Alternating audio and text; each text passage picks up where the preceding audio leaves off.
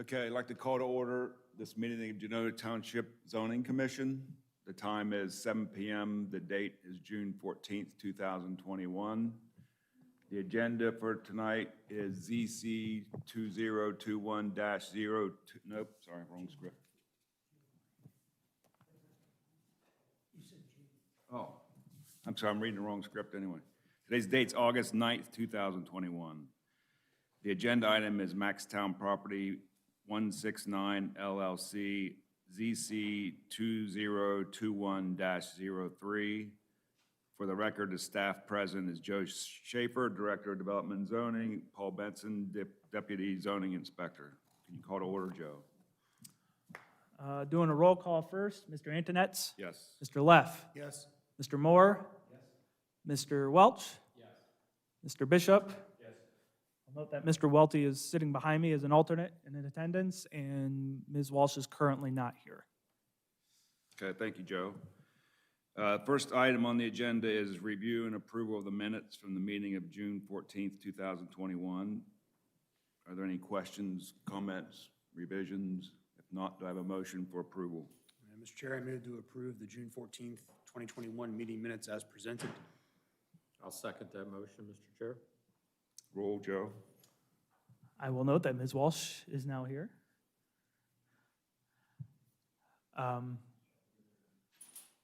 Do we wish to fill Ms. Walsh in on the motion here? Yeah, real we're quick? just passing a motion for approval of the minutes of the last meeting.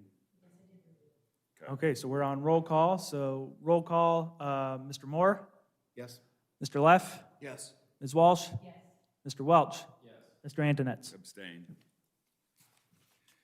Okay, that brings us to this portion of the meeting, the public hearing for the Maxtown Property 169 LLC.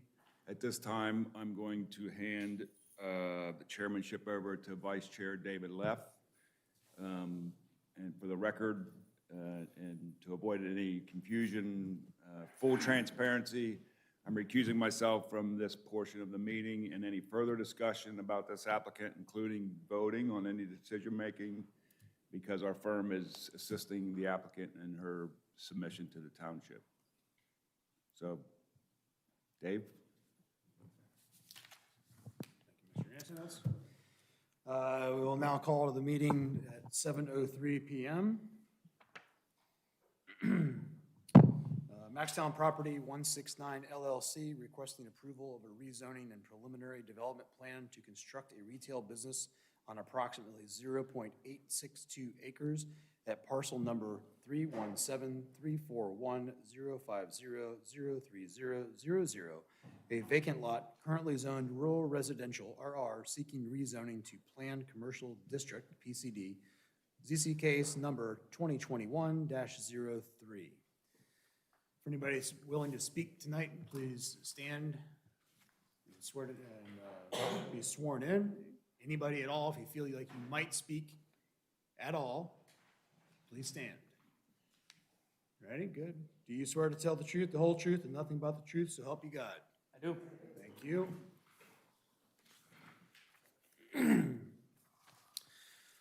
The legal notice for this meeting was printed and published on July 23rd, 2021 in the Delaware Gazette and posted at the Genoa Township Hall on July 8th, 2021. An attempt to mail notice of this hearing to property owners within 500 feet of the subject property was also made. The following were marked as Exhibits A through J. A, the legal notice. B, the affidavit of advertisement. C, sign-in sheet. D, application and plans originally received July 6, 2021. E, the DCRPC recommendation made on July 29, 2021. Exhibit F, the City of Westerville curb cut approval dated June 28, 2021. G, the Fire Marshal letter dated June 28, 2021. H, the staff technical review dated August 2nd of 2021 for the August 9th, 2021 meeting. I, the staff memo dated August 2nd, 2021 for the August 9th, 2021 meeting. J, the correspondence regarding Maxtown Road fire hydrant dated July 23rd and 24, 2021. And we do have one additional Exhibit K, all public comments received between July 6, 2021 and August 9th of 2021. With that, we'll hand it over to Joe for his review and comments. Thank you, Mr. Leff. A couple things before I begin. Number one, is the commission okay that Mr. Bishop is sitting in as the alternate member in place of Mr. Antonetz? I believe Mr. Welty sat in the last time we needed an alternate, so right now, I think we're just sort of decided we're going with a sort of flip-flop thing, so just want to get that on the record. And then number two, so I'm going to go into my memorandum. So this memo was written and issued, as you noted, on August 2nd. Since I issued this, the applicant did send some revisions the middle of last week. I fully intended to review those and update this, at least my presentation, and mention those revisions as I went through. Unfortunately, due to scheduling issues, both planned and unplanned on my end, I was not able to get through the material and do that. I was actually not even in the office today. This is the first I've been here all day, this meeting. That was the unplanned part of that schedule. So I'm going to go through the memorandum as I wrote and issued on August 2nd, and then I'm going to leave it up to the applicant to touch on their presentation, obviously, plus any revisions they sent and touch on some of the issues that I am going to bring up in my review.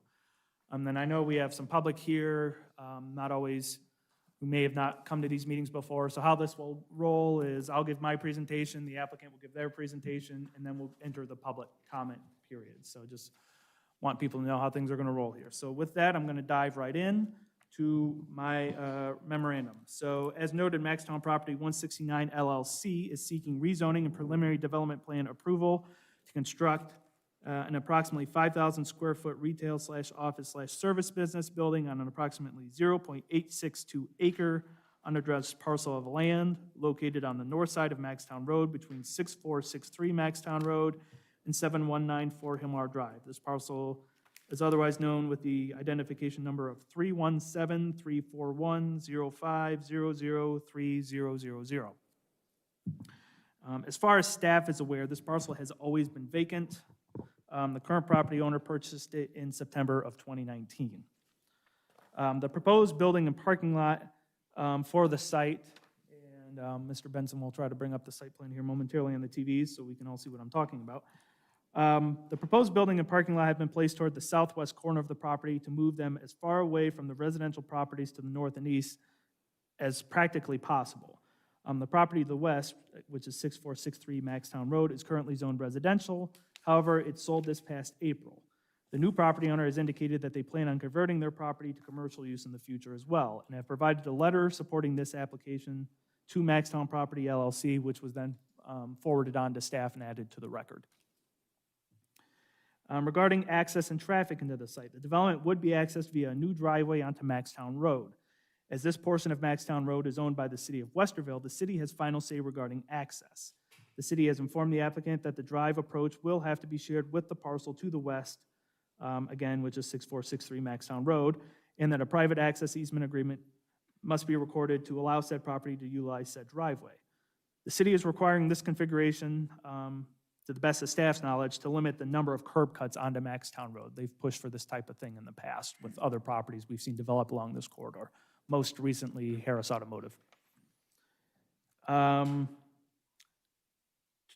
city of Westerville is requiring that additional land is needed for the Maxtown Road right-of-way, and that said land will have to be annexed from the front of the subject lot into the city limits. The annexation will have to match the right-of-way in front of Harris Automotive to the west at 6319 Maxtown Road. It's not completely clear in the application materials if the acreage cited or the setback measurements provided take this annexation into account. The applicant should amend the materials to clarify that the acreage total associated calculations based on the site's acreage and setback measurements reflect post-annexation and not pre-annexation conditions. The city of Westerville has also advised the applicant to plan on providing a 10-foot wide sidewalk / bike path area. Westerville is requiring that a trip generation report for the development be submitted to them at some point, a copy which should be provided to the township, along with Westerville's approval of said report prior to the approval of any final development plans. Since this portion of Maxtown Road is owned and maintained by the city of Westerville and not Delaware County or Genoa Township, the county cannot require a traffic study be submitted to them. The zoning resolution only requires a traffic study be submitted in the rezoning application when required by Delaware County. Since the county cannot require one, such a study does not have to be included in the submission unless otherwise expressly requested by the township. Since Westerville will be handling traffic matters and is requiring a trip generation report, as I noted, staff does not believe any further studies are needed. Regarding stormwater management will be provided via a single stormwater basin located immediately east of the proposed building, as you can see there on the drawing. Can you point that out, please? Where the sewer would be? We're talking about the stormwater pond right now. It's those oval shapes there. Generally, we do refrain and have questions asked during the public comment period, so we can handle all those questions during the public comment period. But thank you for allowing me to clarify that. And sometimes I forget that not everyone's as familiar with these drawings as I am. Utilities, the applicant has provided letters verifying that water and sewer service is available to the site. Letters confirming electric and natural gas service should be provided. Given the developed nature of this area, it is likely this will not be an issue. I did get the chance to review and see that the applicant did provide us the letters from those utility companies. So that item did get addressed. That I was able to look over. The letter from Delco regarding water service did indicate that they will not be able to provide fire flow. The applicant has entered into agreement with Delco to install a fire hydrant at the intersection of Maxtown Road and Hillmar. Correspondence to this effect is in the application record. The fire marshal has verbally verified to staff that this would address any fire flow concerns on the site. And since sewer was mentioned, Pat, I believe it's coming in from the rear there, the northeast corner, correct? Well, we have a couple options, but that's one for sure. Okay, I'm sorry, could you turn your mic? Oh, there we go. Forgot about that. I don't usually defer to the applicant, but since it was noted as being a question, I believe that's the line, that's one of the options there. That's one of the Okay, options. I'll let you cover that more Yeah. than the options than Okay. during your part. Okay, regarding parking, the applicant has not used the proper parking standard to calculate the number of parking spaces required for the development under the zoning resolution. The calculation will need to take into account the requirements for retail, office, and service businesses, not the standard that is intended for other non-residential uses not expressly called out in the zoning resolution. It seems likely this will result in the site being underparked and not meeting code. The plans will need to be revised to provide the required number of parking spaces, or a divergence will need to be requested. I'm just going to go off script here real quick. Staff generally takes the position that we do not have issues with people underparking under the code as long as we feel like the parking that's being provided is reasonable. In fact, in a lot of planning zoning circles, there's a lot of talk about getting rid of minimum parking requirements because there's a thought that it actually requires usually people to put in more parking than they need, and we just end up with more asphalt and fields of parking that aren't used 98 to 99% of the year. This use being not a traditional heavy volume retail use by its nature doesn't seem like it screams needing a lot of parking on this site. So just a little editorializing there that I didn't put in the memo. The proposed drive aisles for the parking lot are a foot too short in terms of the code requirement. They're proposed as 24 feet wide. The code says they need to be 25 feet wide. So the plan again will need to be revised, or a divergence will need to be requested. I'm sure the applicant could speak to this. It's possible we may see a divergence here because, as you can see, it's a pretty tight site and we're already dealing with divergences on other setbacks anyways, so we may have to sort of decide what is more important to us here. 24 feet, while tight, would still, I think, accommodate the flow of two-way traffic. Landscaping-wise, the proposed design provides for a 60-foot wide green space buffer for the properties to the north and an approximately 47-foot green space buffer to the properties to the east. And I'll get into that divergence request here momentarily. The plan would retain 6 existing trees along the site's eastern border and plant 5 new evergreen plantings in this area. The plan would also then retain 3 existing trees in the vicinity of the site's northern border. However, at the time of this submission, no additional landscaping was proposed in that vicinity. There are no plantings proposed for the site's western border. The zoning resolution requires that a visual and mechanical barrier at least 5.5 feet in height needs to be provided along the eastern, northern, and western borders, as they all are adjacent to residential or planned residential zone properties. Additional screening is going to be needed to meet code. The existing fences do not satisfy the requirement as they are located off-site on neighboring properties. If the applicant wishes to use said fences as credit for their screening requirement, a divergence would need to be requested, and candidly, that's not something generally we've done in the past. We usually ask that any code requirements be met on the same property, or diverged from on the same property. Should this application be approved at the time of final development plan application, the landscaping plan will also need to demonstrate how the plan complies with the zoning resolution's landscaping standards, especially the screening height requirements of section 2003.06. The plan will also need to identify how many plantings in the vicinity of the parking lot will be protected. Due to the post-annexation issue called out in previous item 1D2 of this memo, and a lack of the required open space plan drawing in the packet, staff cannot verify whether the amount of proposed pervious area on the lot is compliant.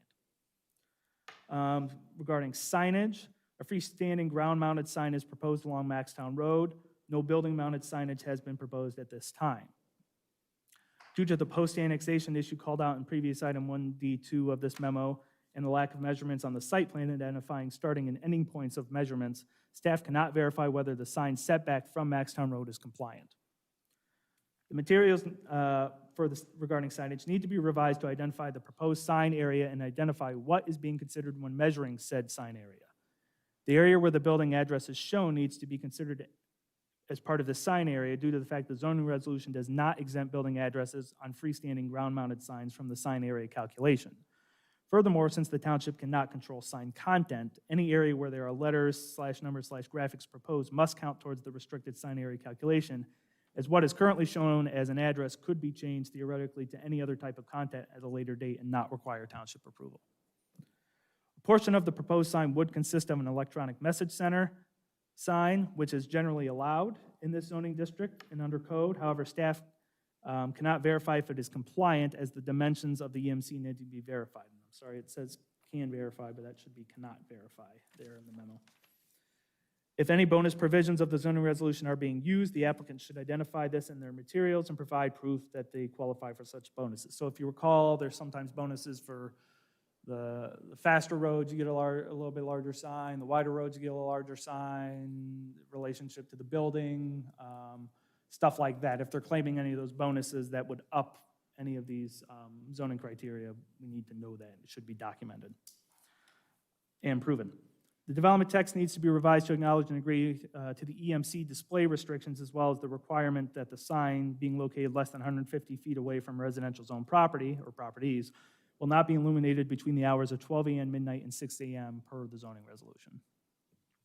So divergences, moving into this now. So just as a recap for those who may be in the room who don't understand, divergences are requests the applicant has made to not follow the zoning resolution for one reason or another. So there are currently four such requests currently documented, and that's what I'm going to go through now. So the first divergence is from section 1203.01 of the zoning resolution, which requires only parcels 5 acres in size or adjacent to other parcels zoned planned commercial district, or under application of rezoning to planned commercial district that collectively sum 5 acres or more, which is a mouthful, shall be considered for this PCD, planned commercial zoning. A divergence to that is being requested. The applicant is requesting to rezone an approximately 0.862 acre parcel not located contiguous to any properties which are zoned PCD, nor are actively being sought for rezoning to PCD. The second request, a divergence from section 1203.03 of the zoning resolution in its entirety, which would be 1203.03 through 1203.03.b, which usually requires a 75-foot grass or landscape buffer along lot lines adjacent to residential/planned residential district properties be provided, and that a visual and mechanical barrier in accordance with section 2003 of the resolution be provided 75 feet or more away from said lot lines. That is being requested. The applicant is proposing, in lieu of this, a 47-foot buffer from the homes to the east, a 66-foot buffer from the homes to the north, and an 8-foot buffer from the home to the west. The applicant will also plant 5 additional evergreen trees, as noted, along the eastern border to supplement the 6 existing trees in this vicinity, which would total 11. And as already noted, they will retain 3 existing trees in the rear setback area. The third divergence request is a divergence from section 1203.09.c, which requires parking lots on lots adjacent to residential or planned residential districts be set back 75 feet from the street right-of-way, has also been requested. The applicant is proposing a 25-foot setback for that standard instead.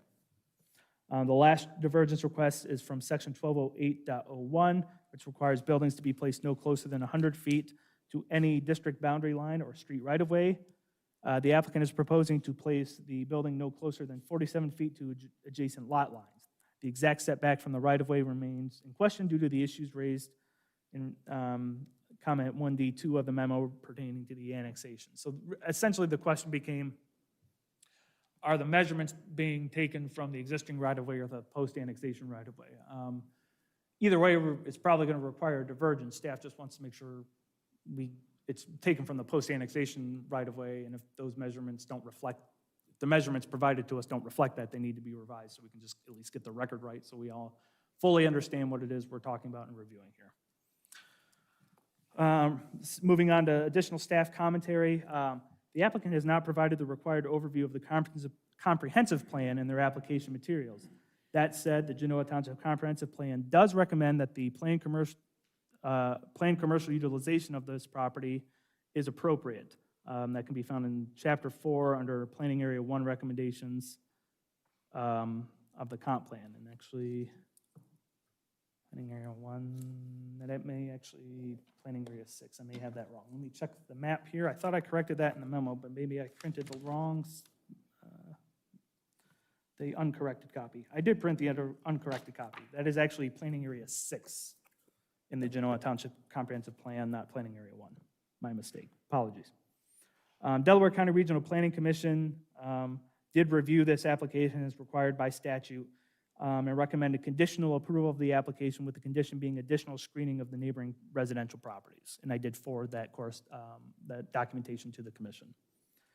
Moving into the I'm just going to highlight the main comments from staff's technical review. I've already hit a few of them as I've gone through the memo, and there's a few more that I didn't note here, but I considered them relatively minor in nature. So these are what I would consider the other major comments from the tech review.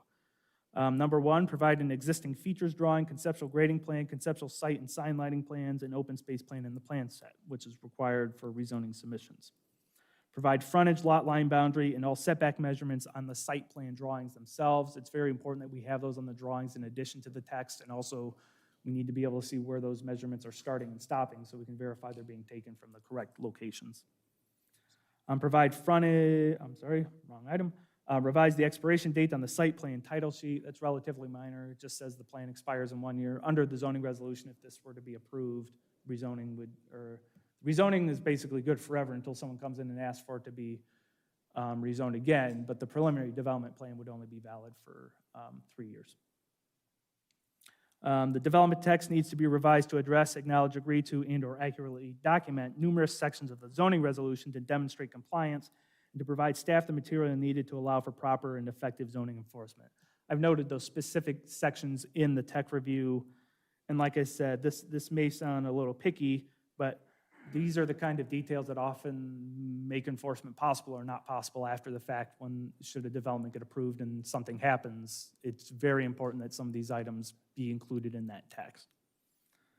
The response to section 1204 in the development text needs to be entirely rewritten as it appears to be responding to a section in Article 13 of the resolution, which is a different non-applicable zoning district, not section 1204. This is evident due to the noting of section 1306.12 in the responses, as well as the fact that the responses provided do not correspond with the requirements of section 1204. The following recommendations are being made by staff but are not zoning requirements. Number one, providing a raised landscape parking island end cap at the western end of the front parking row to better separate vehicles and to help better distinguish where designated parking areas and drive aisles are located when covered with snow. The second is provide a turnaround of some sort at the eastern end of the front parking row to allow for safer and more convenient movement of vehicles that may get to the end of the row and realize there are no parking spaces available.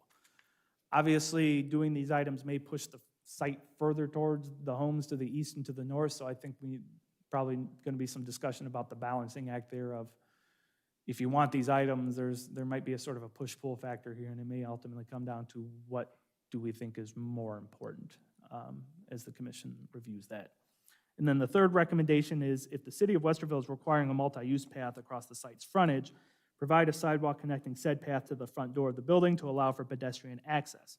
While this use may not generate a lot of pedestrian traffic should the current business leave, it could be replaced with a commercial use that is conducive to best pedestrian access. Finally, should the application be approved, it shall only constitute approval of the rezoning request and preliminary development plan. Final development plan approval pursuant to Article 27 of the zoning resolution will have to be obtained from Genoa Township prior to construction. Such approval would also be subject to the provisions of sections 270418 through 270423 of the resolution, which sort of dictates what would happen if the development, or when the development plan, how early a development plan can be submitted after rezoning is approval, and also what happens if, like, the preliminary development plan sits for over that 3-year period, how do we administratively handle that? So again, just to make it clear for those in the room who aren't aware of this process, what we're going through tonight is a 2-step process. This is the first meeting of the first step of that 2-step process. So the zoning commission will get an opportunity to review these materials first. Once the commission feels comfortable making a recommendation, which could happen tonight, could happen at a subsequent meeting, depending on how discussions go, the commission would then take a vote. The application would then move on to the Board of Trustees, and we basically have this same type of meeting again in front of the Board of Trustees. The Board of Trustees hold final vote on both the rezoning and the preliminary development plan. And should they approve it, after a 30-day referendum petition period, if no referendums are filed, the rezoning becomes final. The preliminary development plan obviously becomes approved upon vote of approval by the board.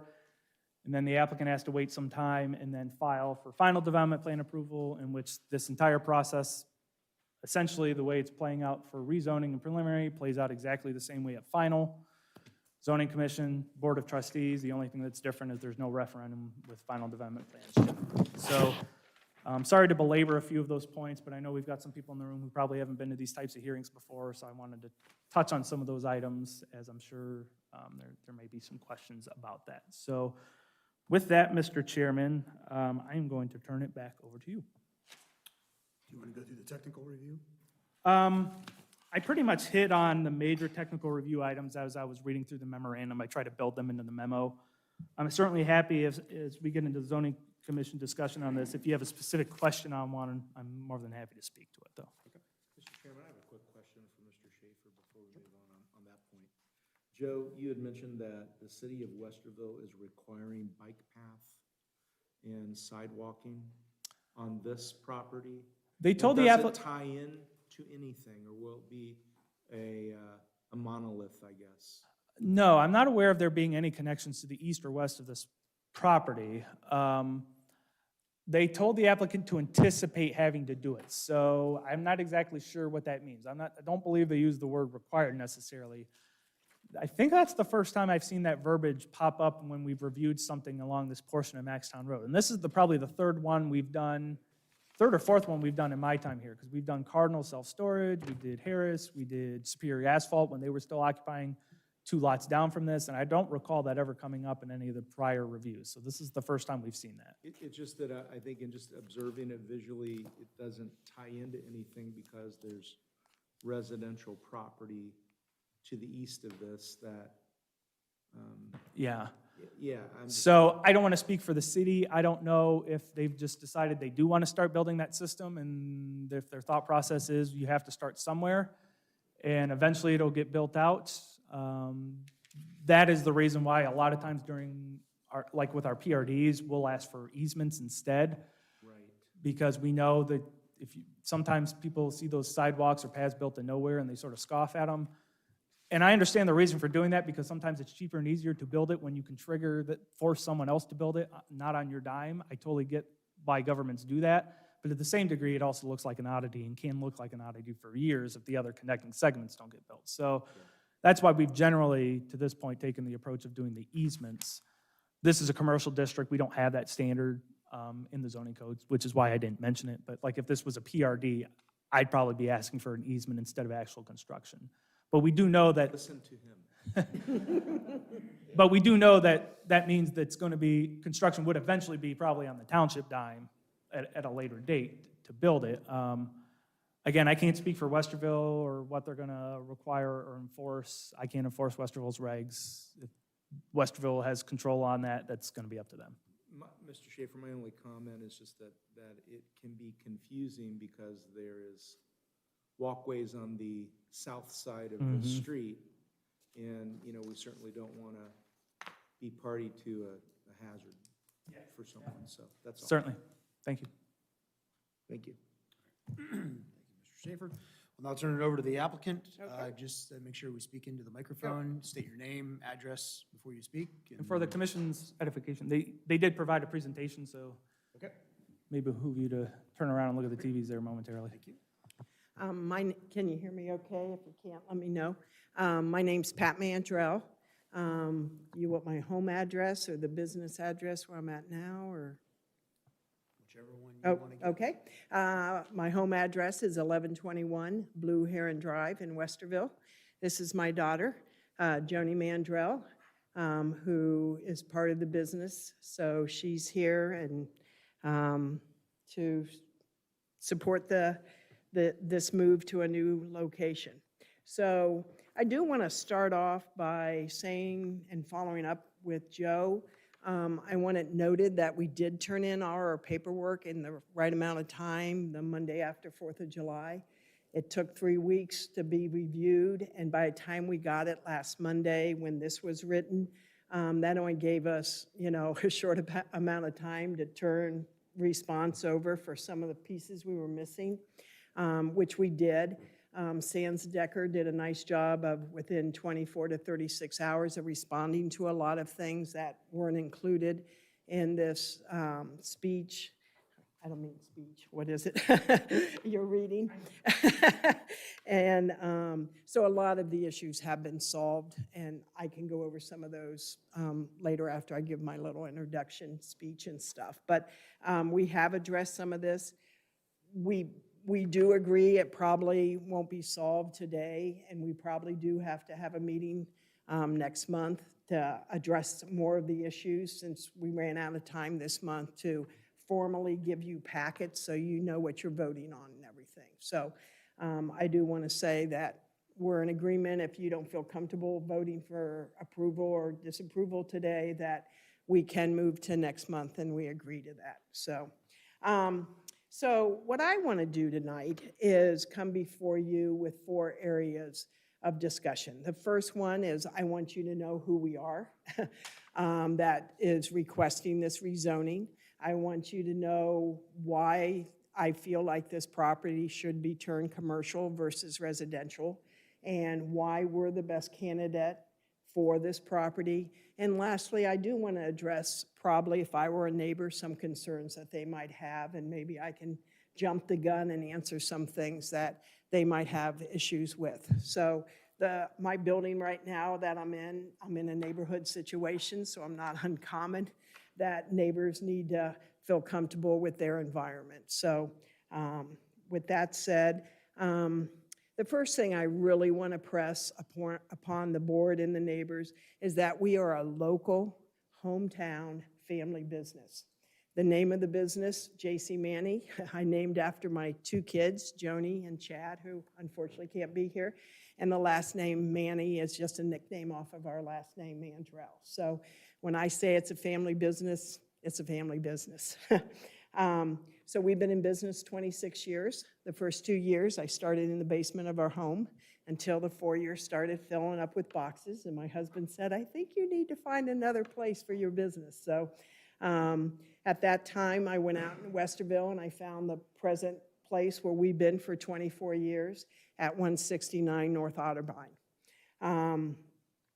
What we do is imprint apparel. We either screen print or embroidery. We buy our garments from different distributors, mainly in the Midwest. Everything is delivered to us daily via UPS. My daughter does all the ordering. So usually within a day, 2 days, we get all our garments, so we really don't stock anything at the business.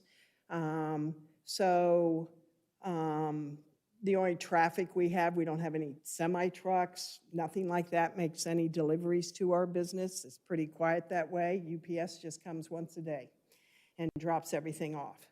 I think the other thing to take note of our local business is we're 8 to 5, or 9 to 5. We're not open nights, we're not open weekends. The parking lot will have no cars in it during that time. We're a pretty quiet business. As far as our customer base, it's this community. We are a local business. That means we imprint and screen print and embroider for the community. A lot of school business. We're a big school business, so July, August, and September are our peak seasons with back to school. But we do government apparel, we do sport teams, we do churches, we do family reunions. You can imagine, you know, in the early 2000s when corporate America said you didn't have to wear a tie anymore and everybody started wearing logo apparel, and then schools started with all their apparel. We are a very busy business. Everybody has imprinted apparel in their closet, that's for sure. So the other thing I'd like to talk about is our employees. We have 5 to 7, so when Joe was talking about the parking lot, we don't need a huge parking lot for that. Joni is the only full-time person. Everybody else is part-time. 5 of our 7 present employees all live in Genoa Township. So we employ people from the local area. It's not like they're coming from Dublin or anywhere else. We like Westerville people because we do a lot of Westerville business. They know what we're printing and they pay attention to more details if they know what's going on. So I do want to introduce my daughter. She has been working at the business for 13 years. The last 5 years, she has been totally in charge of the daily operation of the business. The last 3 years, she came to my husband and I and said she wanted to continue the family business to the second generation, which made my husband and I very happy. We were glad to hear that. And that's really why we're here today. We're trying to find her a permanent home. I've been renting from the same person for 24 years, and he's in his 80s, and I asked to buy the property. He wants to leave it in the family. So I'm not sure what the family will want to do, so I don't want to leave Joni without a home for the business. So that's why we're here today. So one of the other things I want to talk about, now that you know who we are, is the property that's zoned residential now, and we're coming before you to turn it commercial. So I guess the main point there is when my husband and I looked at the property and the realtor said that this is kind of zoned to be commercial maybe, we did go to Joe and have a meeting with him. He didn't guarantee anything, of course. And he said that in the comprehensive plan of 2016, and it was revised in 2019, that our property and the property to the west were in the plan to go commercial. I think everyone knows Maxtown Road is very commercial, and these 2 properties, the only way in and out of them is off of Maxtown Road. So it's not anything pie in the sky that I'm presenting to you today. It's in your comprehensive plan that, you know, these properties should be looked at from a commercial standpoint also. So that brings us to why should the J.C. Manny be the company that puts down roots here and makes it a commercial development? The first one being that, as I said before, we're community. This is where our business is. This is who we support, and they support us. So like Westerville Central boys basketball team went to the state finals last year. They came to us for t-shirts so all the kids could go to the game in their gear. And that makes us part of the community, and we're proud of that. We donate a lot. I think just today we donated 100 t-shirts for the Uptown Westerville on Tap. So we're part of the community, and they know we're here to support them.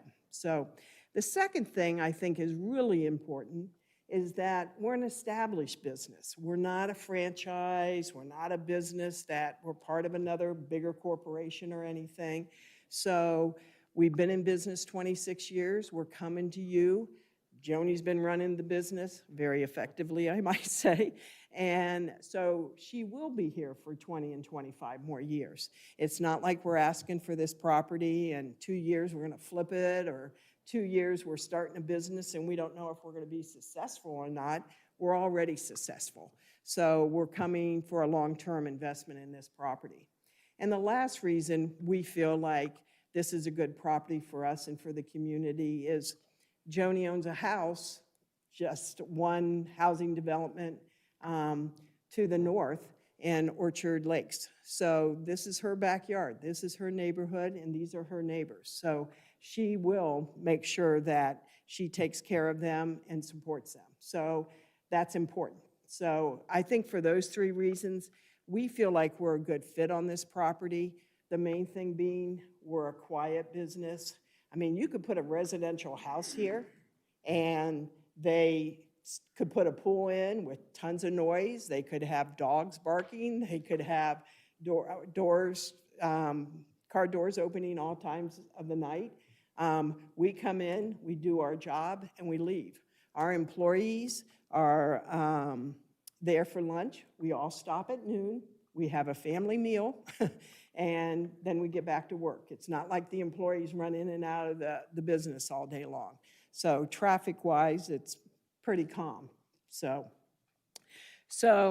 that brings us to the plot of land and neighbor comments. So what you're seeing before you, if you remember in February of this past year, 2021, I asked for an informal meeting before the board, and we did that via Zoom. Remember those days when you couldn't come in front of people?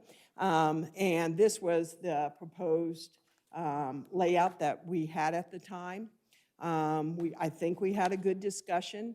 Two things that I came away with from that meeting was that the board was interested in us distancing ourselves from Hillmar properties, and also that we, what was my other point? Had more green space. So we did many, many revisions of a plan to address those two areas. So what we have now is what we're presenting today. You notice we did 4 things to accommodate what the board had asked for. One of them was that we moved the building instead of more center of the property to the southwest corner to get away and distance ourselves from Hillmar Drive. We also took the building that was 60 feet wide down to 48 feet wide. So the property is long and narrow, so we made the building reflect that instead of being wider. And that gave us more distance from the neighbors on the east side. The other thing we did, we realigned the parking. It was in the back before. We moved it to the front because most of the traffic would be coming from, Maxtown. So they'll come in, they go right back out. And then the last thing we did, which I have to admit we didn't want to do, but we wanted to move to this property and have a 6,000 square foot building. We reduced it down to 5,000 square feet. That's the same size we're in now, so we know it works. We feel comfortable with it, but those are the concessions and the changes we made to accommodate, to make sure that, you know, we could fit on the land and that we were neighbor friendly. So the next thing I want to talk about is the neighbors and what issues they might have, and maybe I can answer some, you know, why they're here. I did visit the neighbors twice. I visited them in January before our February meeting. At that time, I dropped off my business card, an introduction letter that explained who we were, what type of business we were, invited them to come to our business if they wanted to see what we did, and also the initial plan. I don't know if you want to go back one. We dropped off that plan, which is the same one I showed you guys in February. So then last month in July, before this meeting, I went back and visited the neighbors, dropped off my business card again, had a letter of introduction stating that, you know, we modified the plan and gave them the updated plan. So we did try to make, you know, at least inform the neighbors of what was going on, and I hope they valued that. So one of the things that we did was that the neighbors probably want to know is, what's this building even going to look like? So what we've done is, this is a concept of what we'd like to see the building to be. We know we're the transition property between commercial, Home Depot, everything, all the way to residential. So it was my daughter's idea, and I think it was a great idea to put a front porch on the building. So it looks homier, a little bit more residential, not so building, commercial offensive. So one of the things we're proud of is that, I think the building will look like a little bit of a resident and have a warm look to it, I guess is what I'm saying. The second thing I'd like to point out to the neighbors and you, if you notice the east elevation and the north elevation, there's no doors, there's no windows. And we did that so they could keep their privacy. They don't have to know what's going on in our business. If we would love to put windows on the east side, if they agree. We have some offices on that side planned out, and people like to look out the window. But if they don't want it, we respect that and we just leave it blank. The other nice thing that does for us is it allows us not to have lighting. So at night, there's no big light on the back of the building shining down because we have a door back there for security. So all the lighting will be on the west side and the south side. We'll have a light probably above the door there, which is the southwest corner, that will shine down. The rest of the lighting on that side of the building will shine up from landscape lighting just to have a nice effect from the road. And then the front will have porch lighting and some landscape lighting. So there's no sign on the building saying it's J.C. Manny. The only sign will be the sign out front. So once again, I think that's a positive for the neighbors that it won't be lit up like an airplane strip or anything in their home. So the other thing I wanted to talk about is to reassure you and the neighbors that our business gives off no smells, no odors, no noise. Once again, I want to emphasize we're a 9 to 5 business. We're not there at night. We're not there on the weekends. It's a quiet. We don't have a delivery truck that's sitting in the parking lot with our logo all over it. It's a very calm situation if you drive by our property at night now. So, and then the other thing I wanted to talk about was the sign that came up when Joe read, and the sign, he asked for that it be turned off between midnight and 6. We agree to that. There's a timer on it. There's also a dimmer on it so we can control how bright the lights are on the sign. So we're really trying to take into account everything that, if I was a neighbor, I would want. So the last thing we want to talk about is privacy, because I think it's important to not the last thing, I have one other thing, but is privacy and the landscaping. So when my husband and I saw the property, one of the things we were really pleased about was there's these beautiful 6 white pine, 20 feet high trees that border 2 of the properties, the first 2 properties. And so when it came to landscaping, I told the landscaper, let's keep that natural look for the first 2 properties and add some more white pines that get huge, and that would be their barrier. But if the neighbors don't feel comfortable with that, we can take those 5 trees out and put a fence there. We want to do what they want us to do too. So we're not opposed to that. I just think it has, since there's already some beautiful trees there, to add to it would be beautiful. If you see the red lines, that's what Joe was talking about, that those 2 neighbors already have board-on-board 6-foot fencing there.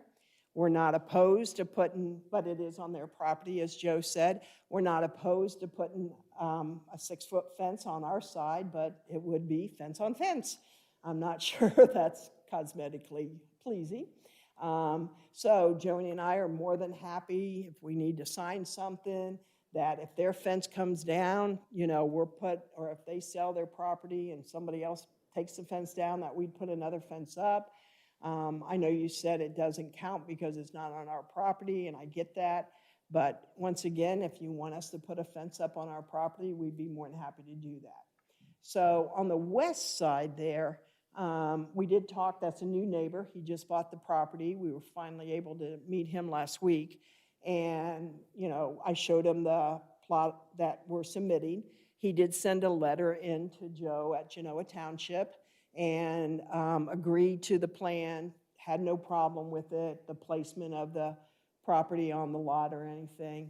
And we did talk a little bit about privacy and fence and all that, and he said, you can put a fence up or trees, or I don't care what you do. So I don't know where he stands on that, but, you know, we take recommendations from the board. If you guys want a fence from the back corner to the edge of our building, you know, we can do that too. But I think he doesn't know because he doesn't know what he's doing with his property yet, you know, as far as that's concerned. Probably the last topic that has come up during this process is the sewer. There was no sewer availability on the lot, so we had to figure out what we were going to do about that. I worked closely with Julie McGill. She's an engineer with Delaware County, wonderful employee. Let me tell you that. She was very helpful, very informative, stayed on top of everything, did a lot of research. So I was very grateful to call her almost every other day for a couple months. So we had about 8 companies come out to give us assessments. The first 2, we weren't pleased with what they said. Basically, what they wanted us to do was come from our property to the 3rd and 4th house and just drill through their property and drill through the street of Hillmar and then go to the manhole where we could hook up sewer. With that being said, both of those properties, the 3rd one and the 4th one, have 10 feet of utility easements on them. So, you know, we could do that, but that's not who we are to want to do that. Oh, sorry. To do that. So we kept looking for other companies. So we have come up with 3 or 4 other plans that we could use, from boring to septic systems. We could go in we can go to the west instead of the east. So there's other things. We haven't decided on anything. We're still getting cost analysis on that. But, you know, we are not tearing people's yards up. That's not our intention. And I do need to apologize for some of the neighbors, because the first 2 companies that came out to quote us, you know, that was their big plan, but that's not what we want to do. So as far as sewer, that really needs to be addressed. I do kind of want to say something that no matter if this property is residential or commercial, sewer has to be put in there. So however it happens, it's going to happen one way or the other. You know, it doesn't matter if we build there or someone else builds there. So we thank you for the opportunity to talk. I hope I answered some of the neighbors' questions, some of your questions. I do want to say I could go page by page saying what we resubmitted. I don't know if you guys want me to do that, but a lot of the stuff that Joe read, Sands Decker has replied to, and I think you can see some of the red writing on his memo that you received. So I know you probably need time to digest that and see what else we're missing. So, but I welcome any questions, and that's what I have to say. So. Okay, thank you very much. At this point, we will go to public comments. For public comments, please make sure you step up to the podium, state your name and address for the record. All comments or questions are directed to the board and not anybody else. Let us handle that, and then we'll handle a conversation post public comments. Would anybody like to step up to the mic?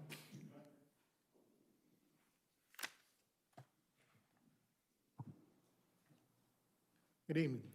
My name is David Hill, and I'm here with my wife, Kay, and we live at 7180 Hillmar Drive. We're just against the whole change of the zoning, because we just figure once it's done, it brings a lot of possibilities. We've been there for over 20-some years at that address, 7180. And when we first moved there was not a traffic light.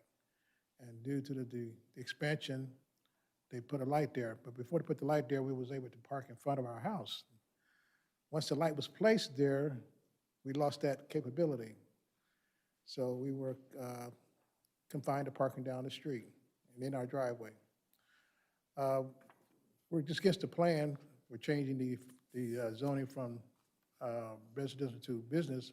One is because it could bring, like was said, maybe traffic, increase in people walking around.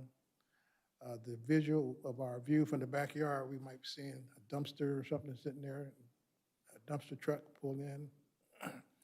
And also the possibility change could be like if this business was to close, it'd be another business because the zoning was changed to business. So possibilities could be any business can come in to the future.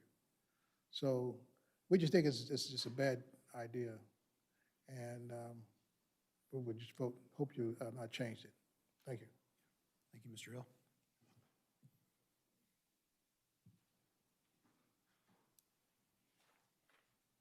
You don't, Ed Stolgis, 7156 Hillmar, the triangle to the north. Fence isn't 6 foot or anywhere near it. I definitely recommend putting in an all-new fence around it. Your plot plan retention pond will kill the existing pine trees all along your east side. You're definitely gonna have to move that. The south along Hillmar, or along Maxtown, all you guys need to go out and see it. It needs sidewalk. There's a ton of traffic through your lot all day, every day. Several people walk there. There's a worn path. And the corner lot, where the light is, that walkway basically would just be extended through. I mean, the grass is dead. You can see where people have been walking forever. Definitely needs to happen. I will say the lot to the west was purchased now then? Planned commercial? He doesn't know. He's So not no. reading it right now. They're in an apartment, but I won't speak for him. Oh, gosh, I'm sorry about that.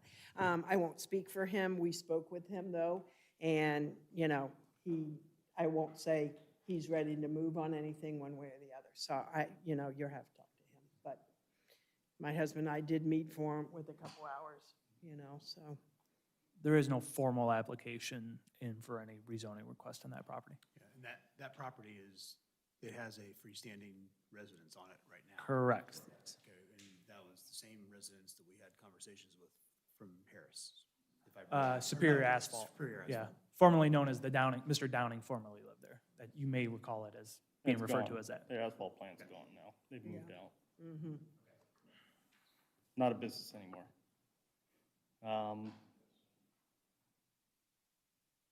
I'd say, definitely like to see more trees, especially along my bordering property. I don't want to see lights. I don't want to see a dumpster. My deck overviews that entire yard. Our kids hit balls into it every day playing baseball. I know I've been back there about every day in the last 2 weeks picking up baseballs, so. Sorry? So, I mean, it's one thing I would be very mindful of. There are kids in about every household and a lot of traffic in that area. So, thank you. Thanks, Ed. Anybody else from the public?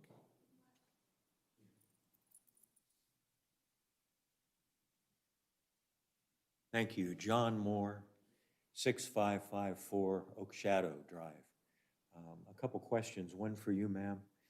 You said, Address us with that, and then we can decide what we need to do. I'm sorry? Please address the questions to the board. Thank you. And then we can handle Okay. the applicant. Okay. The first question would be, the lady said most of the traffic would be coming from Maxtown. I wonder where the rest of the traffic would be coming from. Does that make sense? They're on Maxtown, so they're proposing to be on Maxtown with only a single cut onto Well, she Maxtown. used the term most of the traffic, and so I wanted that clarified. Okay. I'll correct that. All the traffic. All the traffic, yes. Now, the sewer situation, are you talking about the sanitary or the storm sewer? So there's two different ones. There's storm and there's sanitary. And so the sanitary was the one in question earlier that they had mentioned on that they had not solved what they were going to do with that yet. Okay. And I'm wondering about the storm sewer, because my storm sewer in front of the property at the southeast corner of Oak Shadow and Hillmar is the nearest storm sewer. And If I'm reading this plan correctly, this storm system dumps onto the system on Maxtown Road. So you can see it starts in the parking lot, goes west, runs up, north, around the building, dumps into the pond retains it, and then would release it. Again, I'm not an engineer, but that's how I'm reading that plan. There's really no other way for it to, no Because place to I- go. They're not gonna collect it there in the parking lot, that's for sure. yeah, I had understood that someone had told one of my neighbors that the storm sewer was going to empty into the one in front of my property. No, I So think, that's why I'm concerned about I that. think that's the sanitary line that, if they run it that direction, would connect to that. But it sounds like the applicant's saying that that's not their preference to do that if they can. Joe, I need to. Yeah, here, you want to point it out there, Mr. Leff? That's the proposed theoretical line for the sanitary. That's but they prefer not, the applicant's saying they prefer not to do that. This is the retention pond, and these are the catch basins that come to the retention pond. From there, the outlay would go out to the street. Looks like that diagonal line out of the southern end of the pond runs diagonal, and I think that's the outlet on it. I mean, again, I'm not an engineer, but it certainly looks the way it reads to me. So I will throw out this caveat. Obviously, we don't have final control on any of the utilities of the storm layout. That is all at the county level. So what they're proposing here is purely conceptual. Delaware County is the one, and/or Westerville, depending on what system they're going into, is going to be the one who determines how that sewer is ultimately laid out and what's okay and not okay, and ultimately how that storm system is laid out and what is okay and not okay. The township has no say in that. We don't review it. It's on here for illustrative purposes, for general understanding, but again, Delaware County and/or Westerville is going to have total authority on those items. Okay, so the hookup, if it were to happen at the storm sewer in front of my property, that would probably mean digging from the top, wouldn't it? In other words, tearing up the yard. Mr. Moore, where is your property in relation to this? I'm sorry? Where is your property in relation on the screen? May I, yeah, I'm on the top right as far as I know, right there. Right there. Yeah, so there's the sanitary sewer The there other side of this, on the other on side the of corner. Hillmar. I'm sorry? You're on the other side of Hillmar. Just speaking, Yes, not everybody can see what we're doing. yeah. So I guess I would be concerned about property damage in either case. Whether it's a hookup with the sanitary on the corner of my property by the intersection of the roads, or the storm sewer that's further from Hillmar on Oak Shadow. I would be concerned about either one of those two things happening. I would, if I were to vote, I would vote to keep the residential zoning.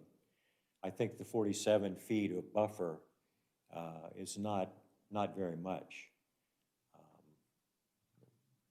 I would prefer that the commercial zone area, whoops, I'm not friends with the mic. I would prefer that there be more of a buffer between residential and the commercial. Thank you. All right, thank you, Mr. Moore. Anybody else? So my name is Sarah Hurt. I live at 7166 Hillmar, which is on the other side of the triangle. I have a lot of stuff to read from my husband. We will want it to stay residential.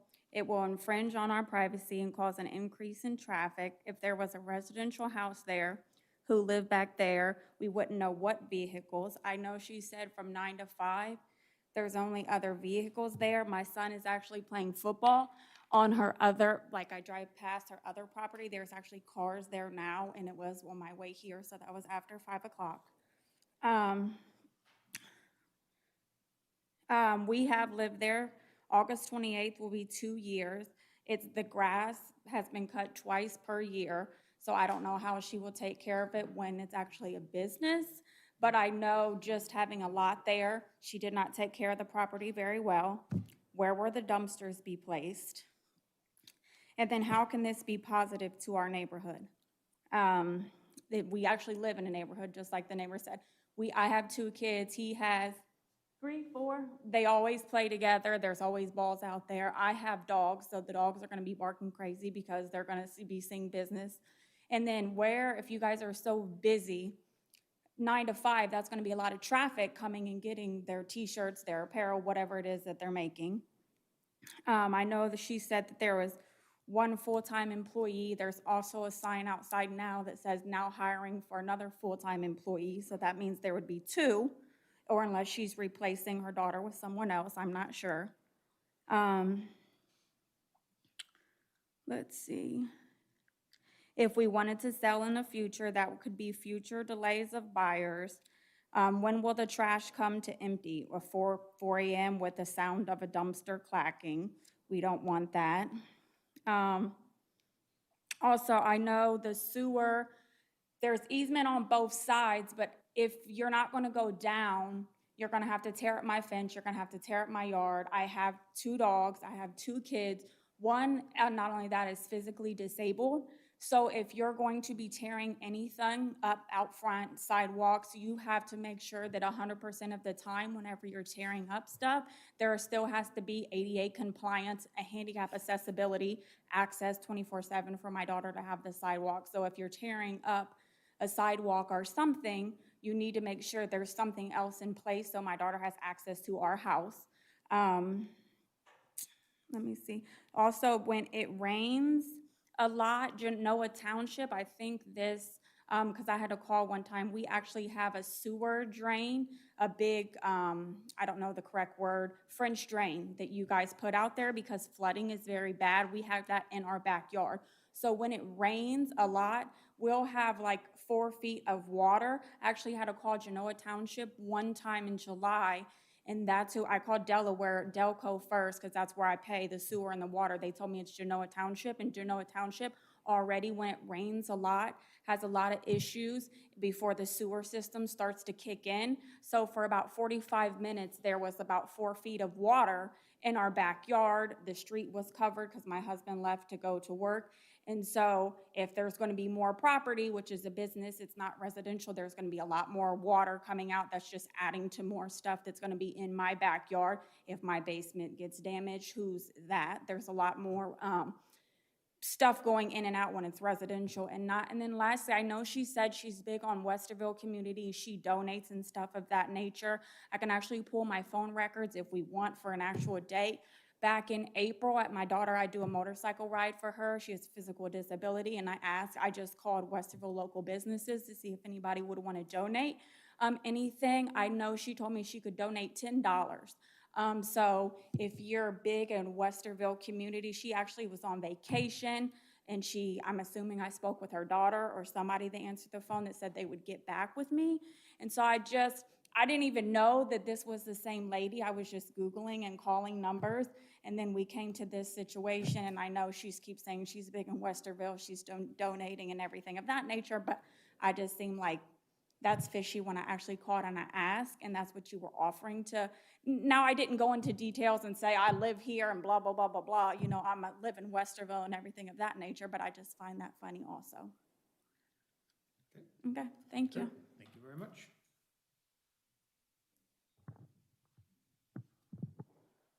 I wasn't sworn in, but I would like to say one thing. You swear to tell the truth, the whole truth, and nothing but the truth do. to help you God? I do. Thank you. Make it quick and simple. I live at 7108 Hillmar Drive. And your name is? Jerry Sterner. Jerry, thank you. Several years ago, when you guys at the car place go in, the one previous man that was on the board did say one thing that was really smart. You guys opened up a pandemic of you let them go in, but the property next to it, only God knows what's going to go in there at one point in time. Because in some ways you have control, in other ways you don't. And I just, I know who these people are because we bought shirts from them when the Westerville cops got killed. And they do fine work and a lot of charity, like I say. They seem like they have a decent plan, but my biggest thing is just don't blunder this one like I think you did with the car place. Make sure that they got all their, dotted i's and everything, crossed t's before you let it go in, because after it goes in, we're gonna pay the consequences. And that's about all I got to say. Thank you, Jerry.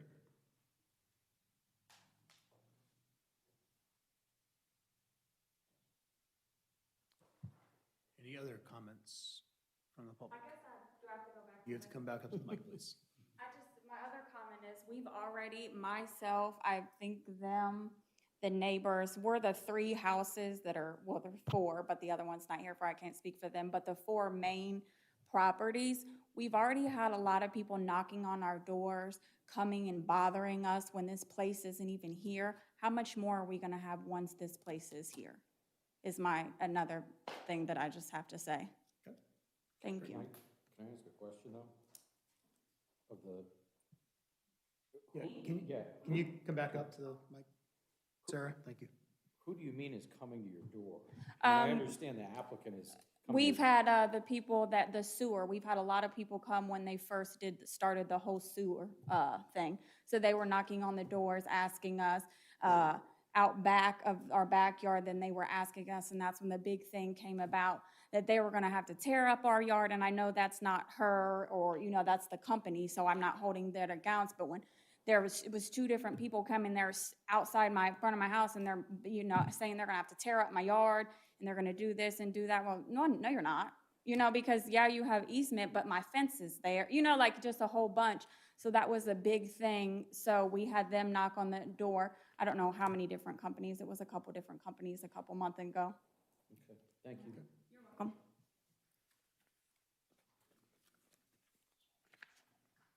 Anything else? All right, we'll go ahead and close the public comments and bring it to the board for comments and questions. Would anybody like to start?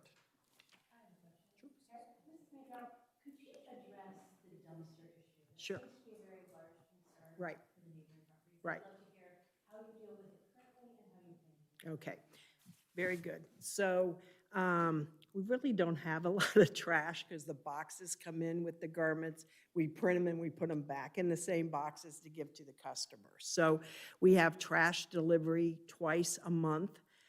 They come on a Monday. We have the smallest container that we can have. They usually are there before, like, by Between 8 and 10. 8 and 10. Very earliest. Oh, I don't think you're allowed to talk. Between 8 and 10, twice a month. And they come in, dump it, pull back out. So, but like I said, it's the smallest container. See where where the hand was? That's where the dumpster's proposed. So it's not going to be by the houses. They're just going to come in, dump it, back out, and leave twice a month. And like I said, that will be all enclosed with a gate on the front that they're open. So you won't see the dumpster just when he comes to open it. But that's where it's located, and that's what we are doing now. Does that answer your question? You have one dumpster currently? Yes. And your business isn't planning on changing, so you plan to have the same dumpster? Same company, everything's worked out fine, so we'll probably use the same company, yeah. Thank you. Yep. And it's for a front load dump. Uh-huh. You're gonna pull in Yeah. and go. Yeah. And have you talked to the trash company about the parking lot layout? And No, whether or we not it's haven't. gonna be capable No. of, okay. Yeah, we can do that. I assume they're in all different kind of parking lots, but I will definitely contact They them. are, but, Sure. like Mr. Schaefer said earlier, with the spacing, Right, that's pretty tight for a front load. And then from an orientation perspective, on the map that you Mm-hmm. review, I would suggest just locating it on there with the fencing around it, and so that's Okay. actually called out okay. as to what you're going to do as well. Okay. Walsh, did you have anything else?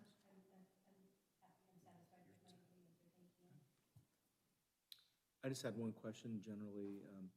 Do you have an idea on the time frame for construction? Yeah, we probably won't start till next spring, after May. It sounds like they're still a lot of process to go through here as far as approvals, and we really haven't sat down. I mean, Joni and I have kind of worked out the interior, but, you know, we're not there. We still have a lot of planning to do, and, you know, it'll be next spring for sure. And secondly, on that front, you did note on the construction plat that you did not contemplate windows on one side of it. On from a the lighting east side? perspective. Mm-hmm. Was that something that was a decision that you made in and of Yeah, yourself? Joni and or I, no? you know, once again, being sensitive to the privacy of the neighbors, we said, let's move this door on this other side, the west side, and that way all the windows and doors are on that side. So really, the west side and the south side of the business is really what is commercialized, if you will. The other is just, you know, part of the building. Then someone told me, well, maybe they want windows there, the neighbors, so they're not looking at something plain, and I said, we'd love windows. So, you know, once again, whatever you guys want us to do, we'll do. But the other point I want to make on that north elevation, we have a beautiful silver maple tree, and I think the way it's lined up, it should be right where the back of the building is, so the neighbors won't even see the back of the building. That tree should sit right in front of it, which would be nice, that circle where he's pointing right there. I hope we did our measurements correctly, so. Just as a point of reference from a construction perspective, Mm-hmm. just please make sure that you work with the township, because you do need to make sure that there's easement for safety. Oh, sure. And it is a commercial structure, but there's still, if indeed this proceeds, you do have retail customers, so they need to be able to get in and out. And there also needs to be able to have an easement where fire and police Right. can get in and out. Right, yeah. And limiting the actual design of the building. Yeah, Just we be showed the cognizant. plot, Chief Ponzi and Tony, I can't remember his last name, so they've seen the plot and everything, so, They're filed the date. yeah, Right. yeah. Their comments were for access for the fire equipment. Has Sands Decker or anybody talked about like safety from the door perspective and whether or not exits would be required on that side of the building? We have not, you know, because once again, we're not in, Desire is to yeah, not we're do not that. inside the Somebody building might yet. tell you that you Right. have to, they might come back. Okay. They might come back and say, Okay. because of dual exit Yeah, route yeah. path requirements, they might come back and Yeah. tell you that you have to do something. Okay, yeah, this But- is kind of pie in the sky, Joni and I's Retail concept. nature, when you mention retail, in that I participate in a lot of commercial construction projects, I would just offer friendly advice to take a strong look at that. Okay. I do want to make a comment that I know the word retail's written in a couple locations, and that's not really us. We have a minimum order of 12 pieces. So it's not like we have people popping in and out all the time. We do have kind of a rack of T-shirts for football games if people want a shirt at the last minute and stuff. But we mainly have online stores that Joni has started for all the schools in Westerville. So we have more, if you saw the first photo, it's more a display room where people come in if they want to touch garments and see the, you know, all the colors of T-shirts to pick something out. But, you know, when we were talking about traffic, I'll be honest, probably 80 to 85 of our clients, it's all email and phone. They call us up, they email us their logos. We send back an art proof. They give us their sizes. We email a quote back to them, which they approve both of that. Joni orders in the goods, we print it. The only time sometimes we see the customer is when they come pick up. And, you know, maybe 6 to 10 cars a day come into our parking lot. I know the neighbor said 6 to 10? 6 to 10, Does you that know, include the UPS, or is that individual people who are coming in? UPS too. Yeah. I mean, we really don't have. There's days where it's just Yeah. UPS and one other customer. And we'll go 3 or 4 hours where there's no one in the business, then of course, 2 people come at the same time. But when she said she saw cars in our parking lot, I will say, we're friendly with our neighbors there. And sometimes they use our parking lot because there's a house across the street, so they park there. I know that a new person bought and they had their wedding there at their house, the reception, and they came over and asked us to use the parking lot, and of course we said yes. And I So- understand, I think probably need to just keep very Okay. specific to Okay. this discussion point. Okay, And my Sure. last is just a comment to the public.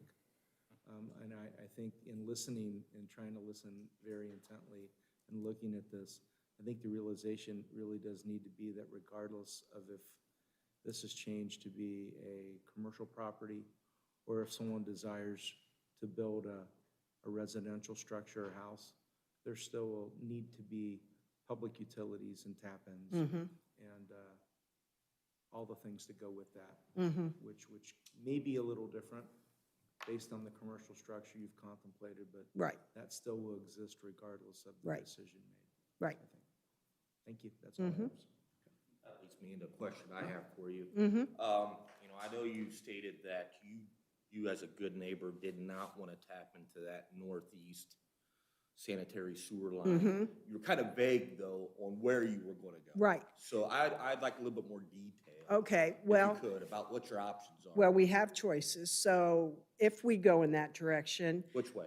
the one that you see there, The northeast? yeah. Okay. Instead of going through the property, we've contacted companies that can bore under the property and under the road. So that's more appealing to us, where they would put in a pipe, which they do all the time, I guess, go under roads. The first two companies that came out, and I apologize that they went through your yard, they were just coming out supposedly to look at it to make us a quote, but they knocked on your door. But boring is one. We can go to the east. It's a little bit trickier. No, to the west, I apologize. To the west, not the property next door, but the, no, not Harris, the one between Harris. Yeah, where the asphalt was, there's a connection there, but we run into more problems legally because then we have to get approvals where the other side, there's utility easements. And then, you know, another system, we had two companies that quoted us on septic systems, a couple different styles of that. So there are options, you know. If you had, what do you think you would lean towards? I'll be honest, I'd like to stay within my own property and do a septic system, you know. In the back. Yeah, on the north side. Yep, Now, that would be contingent upon Delaware Public Health District approval. If they Right. say no, then that's not going to be an option. right. We've kind of, would Julie have made that decision? Because I talked to Julie a lot and she brought it up to consider a septic system. I'm not familiar, I'm going to feel bad if I actually have met Julie and I haven't. Julie's name doesn't sound familiar to me off the okay. top of my head. If she's at the regional sewer district, though, no, they don't, they only do sanitary sewer. Okay. Any septic systems in Delaware County, and I know it's all siloed, unfortunately, is the Delaware County Public Health District. So they're the ones who we need to contact, and they're the ones who'd have to say, okay, this is what we will allow you to do, not allow you to Right. do. So, you know, and it all comes down to soils and Right. leaching and all of that. And it's My sort of, understanding can the site do it or can't the site do it? You know, there's not a lot Haven't of. done that yet, have you? Yes, we did. You did? Yeah. we And they did. said that you could do a Right, septic? Okay. right. He drills these little holes and sees how Yep, deep yep. they're. That's, yeah, that's how they do it. Yep, yep, But they did say you could do it? yes, Okay. yes. No? No, sorry, not right now. I was going to make some additional commentary when the commission's ready for it. About this? Well, about the existing zoning, and I guess I could clarify the easement issue a little bit. Go for it, yeah. So number one, obviously Hillmar, in the Hillmar Road right-of-way, which obviously expands. So the first thing is, right-of-ways for streets are wider than the paved areas you see. They often will incorporate even the sidewalks there. I don't know specifically where the right-of-way for Hillmar ends, but it's very possible that a lot of times what people think is their front yard is actually part of the street right-of-way. So the township does have control over that. Any work on the township right-of-way is going to require a work on the right-of-way permit from our maintenance director. Bob Matthews at the current time. I can't speak for Bob. I'd be very surprised if he's going to allow open cutting of Hillmar Drive. Usually that's not preferred. If we can avoid it, usually that's what we like to do. So I'm sure trying to bore under and connect would be the preferred option by our maintenance department. Again, I don't want to speak for him, but that's my gut instinct. Regards to easements, sanitary sewer easements like this were most likely platted at the time Northern Lakes was platted, which I don't have the date in front of me, but I'm sure it was possibly even 2 decades ago. I mean, Northern Lakes, I think, dates back to the 90s. So those easements were put in place before those lots were sold, houses were built on them, and the purpose of that easement is to allow for sanitary sewer line construction and connection.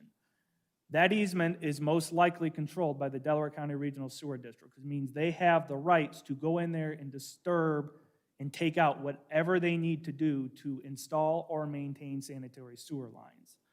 That includes fences, and usually when you erect something, be it landscaping, fences, anything, if you talk to the person who owns the easement, they often will tell you, that's fine, just know if we ever have to go in there or someone ever wants to tap in there, we have complete rights to remove that material. Those rights were vested to them when this plat got recorded with the easement. So I don't say that to necessarily lecture anybody, I just need to put that fact on the record that that's what those easements exist for, and there are rights that people have. Like, I have power lines that run across the backside of my property, high above ground power lines because it's an old neighborhood. They have completely the right to come through and trim up my trees whenever they want to. It's City of Westerville electric right away. And same with the cable company that runs the lines. They have the right to come on the back of my property and access that property, run AT&T, WOW, all of them. So that's what those easements are there for. They're there for the public utilities. So I just wanted to get that on the record. Regarding the existing zoning of this property, it is zoned rural residential. So I just want to identify one of the questions the board's always faced with, okay, if not this proposal, what?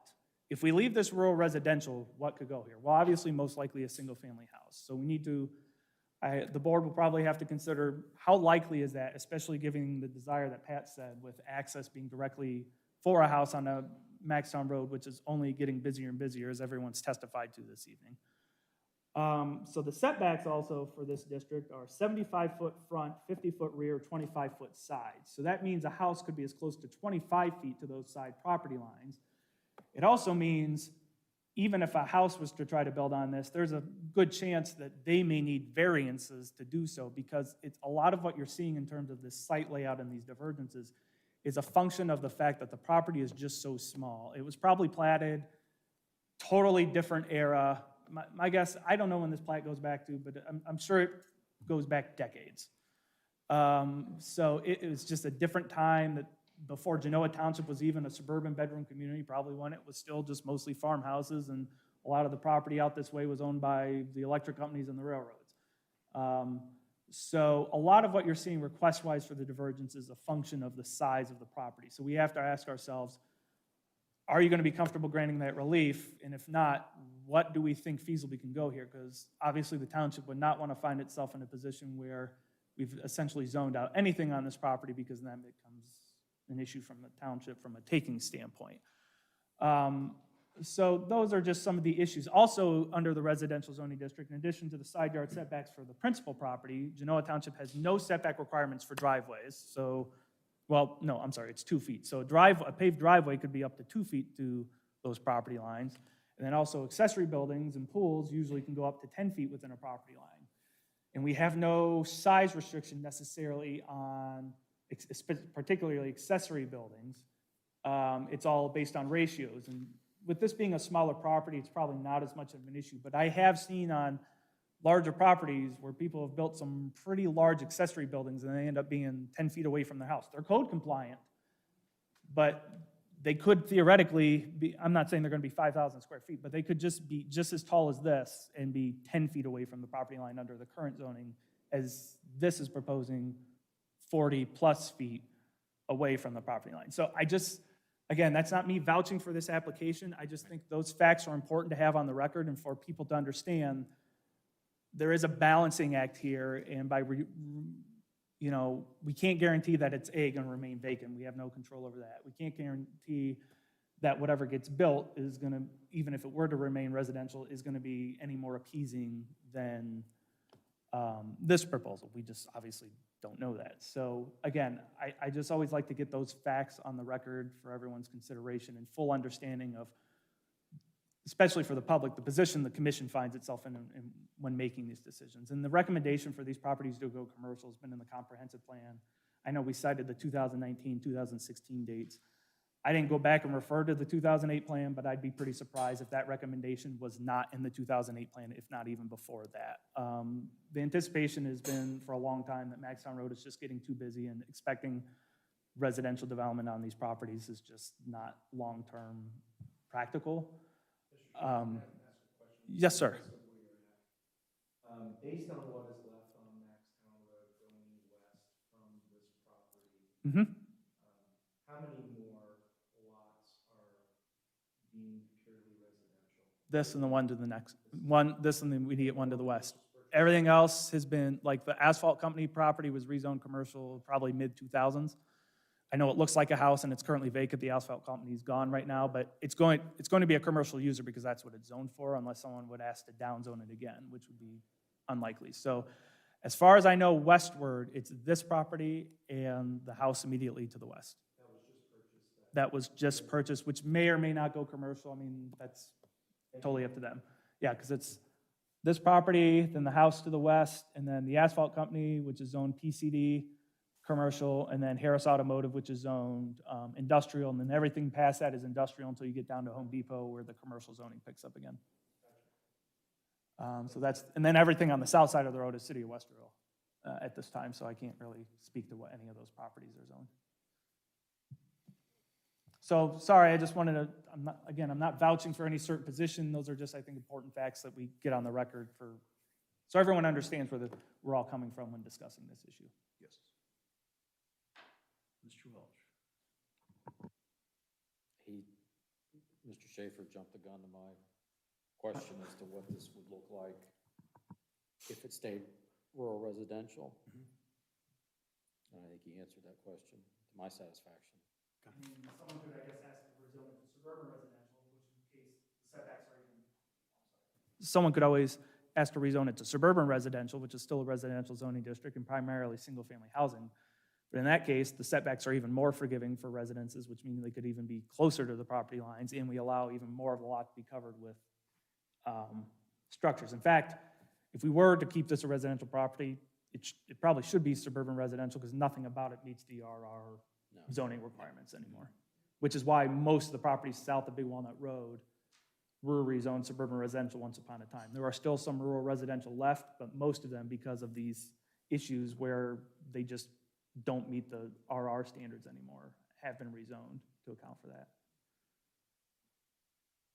The idea originally was, I think, for all these three properties to hopefully sell as one and for one master development to go in and hopefully have moved a little further away from the houses, but obviously we can't control real estate transactions, and that's just not how things played out.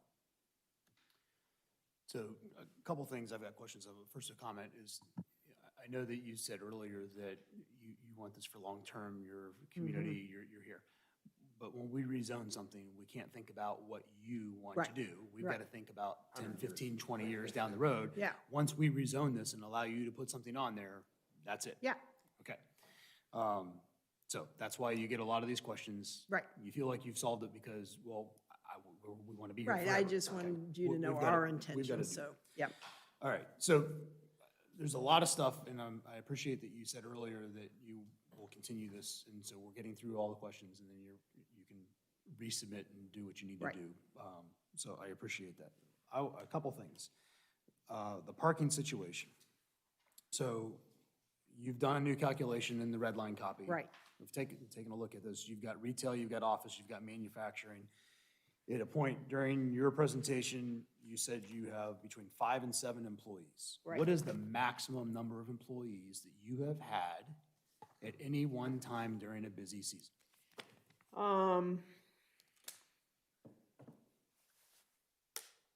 Maybe 8, but they didn't all work at the same time. Okay, so if they didn't work at all at the same time, are they taking, and you only work between 9 and We'll 5, just say 9 and 5 on a Right. daily basis. right. You didn't run a second shift, you didn't run a third shift. No. You ran one shift, but they were part-time during those normal working hours, Yeah, Monday the through Friday. only time we worked nights and weekends, and I don't want to bring this up, but when those 2 police officers passed away, I wasn't here, I was in Florida, and Joni called me and said, Mom, we got to do something. So we printed and gave away 500 free T-shirts, as that gentleman said, and then people kept coming. So I think we sold like 5,000 shirts or 13,000 at, $3 a piece, just so everybody could have a shirt. But that was the only time, and she brought in her friends and my sister, and We were out of there by 11, though, at the very latest, and that Yeah. was a very unique situation. yeah, that's the only time we've worked night and weekends, so. Okay. So, You said you did site visits to the neighbors. You did it 2 times, once in February, once in July. right, Were there any in-person conversations during that time with not anybody? really, that's why I'm kind of surprised, I mean, yeah. Right, you said, I don't want any digging, and I said, we don't either, that wasn't our plan to dig up your yard. And that's fine, sure, yeah. So were there any other comments, emails, anything sent back to you regarding the proposal? No, the 4th property, that doesn't back up to anything. I'm trying to think who they are. Chris and Pam Young. I spoke with her probably for 10 minutes, and, she was kind of, I'm glad we don't have I asked her if there was an HOH so I can talk to the president. She goes, we don't have really an organized HOH, and I love it here because we don't, and it was all positive. It wasn't anything negative. We were just having a general conversation, but she's the only one who spoke to me. I did speak to, and I'm sorry, I can't remember your first name. He was outside working, and we spoke for a little while. And then I spoke to your husband the first time, and, that I went around in January. So I did speak to him then, so. But we were just talking at that stage of, he might want to buy the property so their dogs could run back there, but it wasn't anything negative or anything like that, so. Joe, this is really more of a question for you. You mentioned it in the notes under the landscaping, so section H of your memo on part 5. Did that, maybe we already solved that part of the conversation with the red line of who had fence and who didn't have fence and trees. Are you saying that in the fence cannot be used in lieu of additional trees for the buffering piece, or how do you want to, I just want to The clarify existing that a fence little on the bit. neighboring properties? The way I would administer this is when dealing with straight districts, is I would not give someone credit for an improvement on someone else's property, because there's no guarantee that improvement's gonna remain. So generally, if the commission was inclined to give someone credit, it'd at least have to be through the divergence process. I necessarily probably would not be inclined to do that for the reason I just stated. There's no guarantee that fence is going to go away. I know there was discussion about maybe putting in some provisions that if the fences go away, we'll build a fence. I have concerns about that because it becomes a follow-up enforcement issue, triggering issue if this property sells. It's just not preferred. Those, like on paper, always sound like good, but when they play out, they usually don't play So out very from a well. landscaping perspective, we need to see something a little different. Okay, that Does not take into account their fencing. okay, But I would agree the assessment of putting fencing on fencing doesn't seem to make a ton of sense. right. Would the pines, to your point, Mounding pines, other evergreen type materials. I think the evergreen, if they put in evergreen trees 5.5 feet that meet the requirement of screening that property, then I think that would satisfy the code requirement. Okay, and then, depending on how the conversation goes from a septic perspective or not, whether or not any mounding would actually work Yeah, there. that was my thought too, is if septic's going back there, that could impact. So you won't be allowed to do mounding if septic goes back there. We But wouldn't be able to mound for Not be able- landscape? Probably not. Okay, You'll have to clear that with the health district. Okay. whether it's proper septic, and so Sands Decker can handle. yeah, it's that kind of piece. funny when you talk to Okay. these people, they refer you to someone else, and it's hard to get an answer sometimes. So you've got percolating, there's all sorts of Yeah. stuff with the septic system. Okay. So if you start mounting it, you're Okay. gonna ruin in the way the flow goes. Okay. You can mess that up. Okay. So they need to figure out what that looks So like. I should look at the septic if we're going to do that You're gonna first do septic. before we mound trees. Okay, But you're gonna need trees okay, and some other fencing or whatever that's gonna be from a Okay. screening perspective. But Okay. if you mound and trees, that's even better for everybody. mound in trees, okay. Yes? Okay. I would say for similar reasons, mounting along the eastern lot line is probably going to be also problematic because of the storm The pods storm, yeah, that's gonna be problematic. Okay, Just. as and the much existing trees. As much protection and from the neighbors as possible. okay, Now, we do allow for existing trees to be credited toward, as long as you can demonstrate they're good, healthy, Right. viable trees, Yeah. we will allow you to take Right. credit for those, so obviously. I guess my question is, how involved do the neighbors, should I ask their opinion if they want a fence like for the first two? Or if we want to go with a natural, or do I just submit it and, I don't know what, Anytime you can talk to the neighbors and come to some sort of agreement. Okay. Is a much better Okay. proposition on our end, okay, okay? Yeah. We deal most with this on the planned communities piece, so the PRDs, and a lot of people ask for certain things and Okay. and it works out very well. So if Okay. you can figure that out, that would Okay. be great, okay. okay? Mhm. From the sign perspective, did we do any theoretical number crunching on that, on is that gonna fit or not fit, or are we just waiting for the? I think the sign area was, I thought it was over when you factor in the address at the bottom. It looked like it was over to me too. I think the AMC proportion-wise probably meets the 50% threshold, but again, I don't have the dimensions to verify that, so I couldn't verify that. I also want to, I guess I should mention especially on the light of these detail issues, since this is just preliminary, we're just looking for a general idea and concept. Like, had those measurements not been on there on like the sign detail and it would have just said conceptual sign details to be provided at final, I would have just left it at that and said, here's the conceptual sign, they'll have to prove at final that it complies with the dimensional regulations. Right. I only reviewed the dimensions because they provided them. But in a location as well.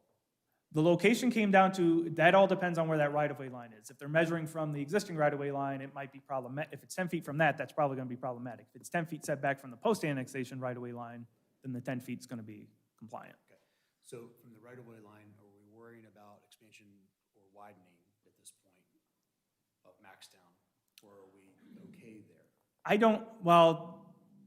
Westerville's asking for more right-of-way. So they obviously have some sort of intention. I don't know if it's going to be physical road widening of lanes or if it's more utility pedestrian easement, pedestrian infrastructure driven. I can't speak for them.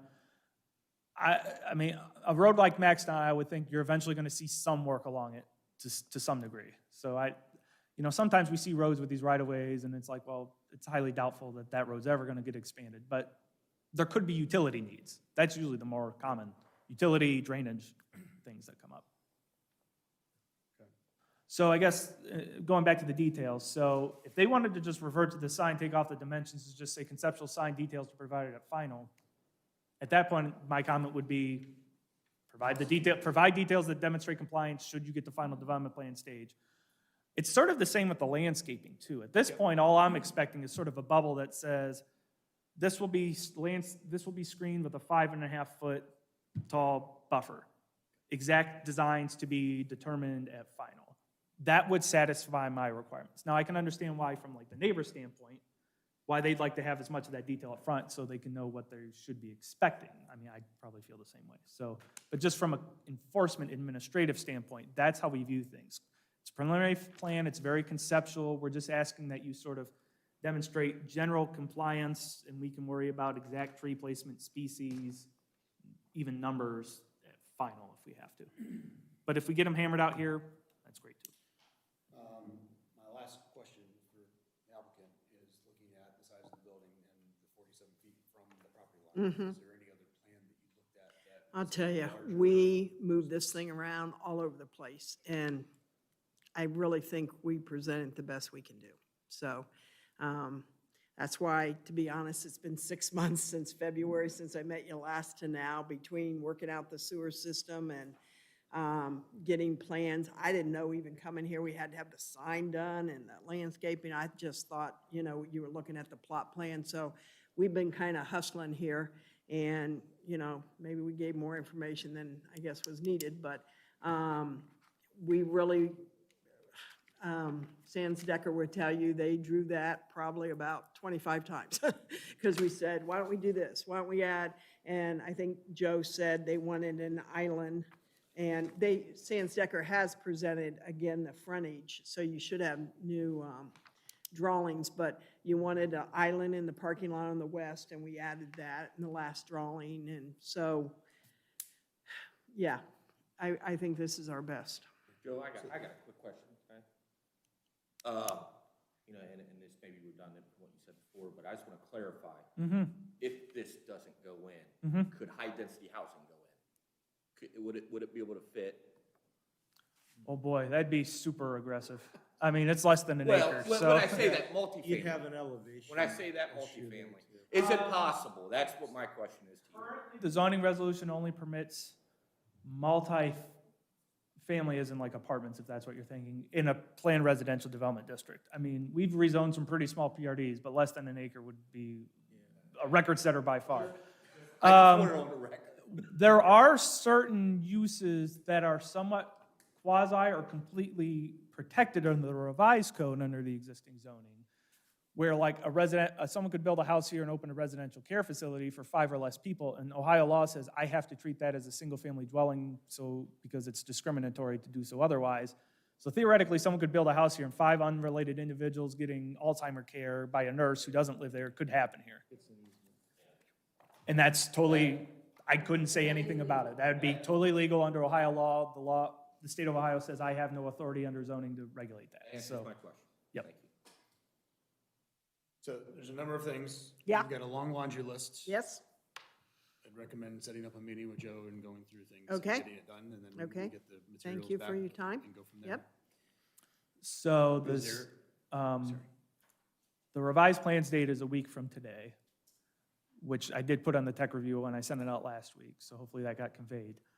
So if the commission is going to make a motion for continuance, that's the date I would expect plans. Obviously, the commission does have the right to alter that date. So you said a week from today? Yeah, the 16th. So that'd be the 16th, okay. Obviously, the commission has the right to alter that date. Just obviously, the further we push it back, the less time we leave ourselves all to review it, and the less time the public has to review it too. But it sounds like they're pretty well on their way, so I don't want to speak for them or their Sands Decker, but. Well, that's only if they want to try and make the September hearing also. That'd be up to the, We do want to make that hearing. We were kind of disappointed that, you know, this wasn't a final, you know, we thought we turned it in, there'd be time, and so, I don't know how everything works, I'll be honest with you. A lot to Listen to learn. all of our meetings. Obviously not. So Or anyway, when we have 5 yeah, subsequent meetings yeah, on things. I wouldn't be able to talk that much, So, so, They gotta hire a better engineer. yeah. oh, that's, So, does anybody yes. else have anything before we make a motion? Do we have a motion? Yes, Mr. Chair. I move to continue the public hearing for the subject application known as Maxtown Property 169 ZC case number 2021-03 until September 13th at 7 p.m. in the Genoa Township Hall. Additional or revised materials will be due to the Genoa Township Development and Zoning Department by August 16th at 4 p.m. I'll second it. We have a second. Mr. Moore, Mr. Schaefer. roll call, Mr. Bishop, Yes. Mr. Moore, Ms. Walsh, Yes. Mr. Welch, Yes. Mr. Leff. Yes. With that, that will close that portion of the hearing. Thank you very much. Do we have any other business at this point? I gotta find my script here so I can remind myself what it was. You have rules of procedure discussion and trustees considering overlay. Yeah, so the first item is the zoning commission rules of procedure. This is actually something I had been in discussions with Chairman Antoinette. Do we want to release, or you want to, this is only going to take a couple minutes? This only could take a couple of minutes. We can, if you want to wait for people to adjourn. Everybody okay to hang out for a second? All right. You're welcome to stay and listen to my exciting zoning talk, or you're welcome to leave. Okay. So I'd been in contact with Mr. Antonetz a month or two ago. I drafted a new zoning commission rules of procedure. I think the document we're currently working under is from maybe 2009. It's something we meant to update a couple years ago, never happened. The BZA actually updated theirs. We can only have one meeting, please. Paul? Hey guys, hey Paul, can you take them out in the hallway if you want to talk? Thank you. Sorry, difficult to hear each other. So the rules of procedure document, I guess I should back up and tell you what that even is. It's the document that tells us who we are and how these meetings are to run and operate and what do we do in X, Y, Z scenarios. It's the playbook for how to run these meetings and what the ground rules are for the public, for us. They get posted, they're public. So we're currently operating on ones under 2009. I think we could do better than what we have. So I used the ones that we helped the BZA update a couple years ago with the help of the prosecutor's office. I have drafted them. I sent them to Mark. Obviously, he's been tied up with some other things. So I haven't heard back whether he wants to actually formally have me send it out to the rest of you. I'm happy to do that. And for us to just put eyeballs, obviously there's no timeline to do this whatsoever. I just think we need to put some eyeballs and determine whether or not the commission is interested in updating. I've tried to. I'll make it easy for you. Send it out to everyone. Okay, if that's what you want to do, yeah, I can do that. That's easy. I can talk to him more, but I really tried to address a lot of the scenarios that we've encountered the past several years. We've encountered some very unique scenarios that I'm not sure a lot of other communities, other than maybe an Orange or a Liberty, deal with, that I feel like meeting-wise, procedure-wise, we need to have, these are the rules we have in place. So going forward, we can even provide copies of those rules to applicants, to the public, so they can know this is how Genoa Township Zoning Commission operates, and these are the expectations. Zoning guy, I'm all about rules. So I will send that out to you, and then I'm happy to talk to you individually if you want to send me comments on it, or we can just talk about it in a future meeting. So totally up to the commission on that. Overlay district. This one's probably a little more interesting. So last week, the trustees had their regular meeting for the month, and Trustee Goodman reintroduced the concept of an overlay zoning district. I'm not sure how many, if any of you were around, maybe Mr. Leff, you might be the only one who was around when we last updated the comprehensive plan in the zoning, in the PRD section of the zoning resolution. The lead-up discussions to those amendments, one of the concepts I pitched, which we didn't proceed with at that time, was an overlay zoning district for all properties wholly or partially within the Hoover Reservoir watershed. And what this overlay district would be is mandatory. And if you're familiar with floodplain overlay zoning districts, it would function much the same, from a principle standpoint, generally speaking, the same way, where it's mandatory, and because of the unique aspects going on here, being within Hoover Reservoir watershed and Hoover being such a substantial part of Genoa Township, we've decided we're going to create additional rules that further supplement the zoning resolution rules, and in some ways make them even stronger or tighter or more restrictive to regulate those properties for the sake of, protecting the Hoover Reservoir watershed.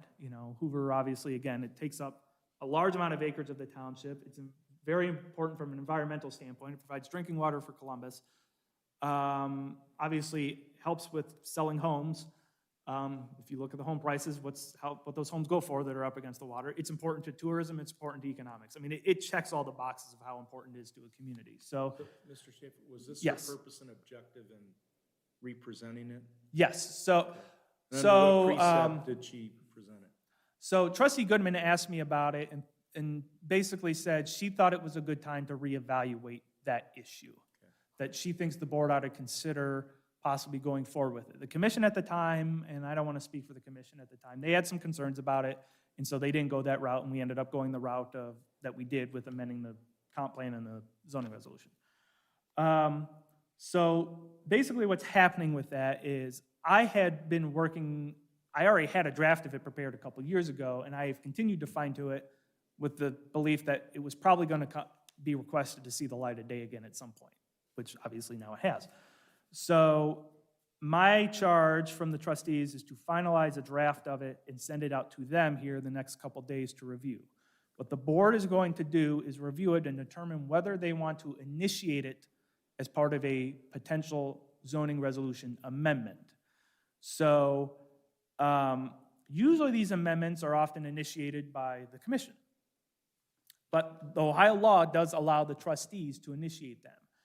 And I don't think it's the board's intention to be stepping on the zoning commission's toes in this process. I think they just were the ones who thought, hey, let's bring this back to light, so they kicked off the discussion. The process, if the amendment is initiated, it will have to come in front of this commission for the same type of review and meetings that we always have with any zoning changes that we're looking to make to the resolution.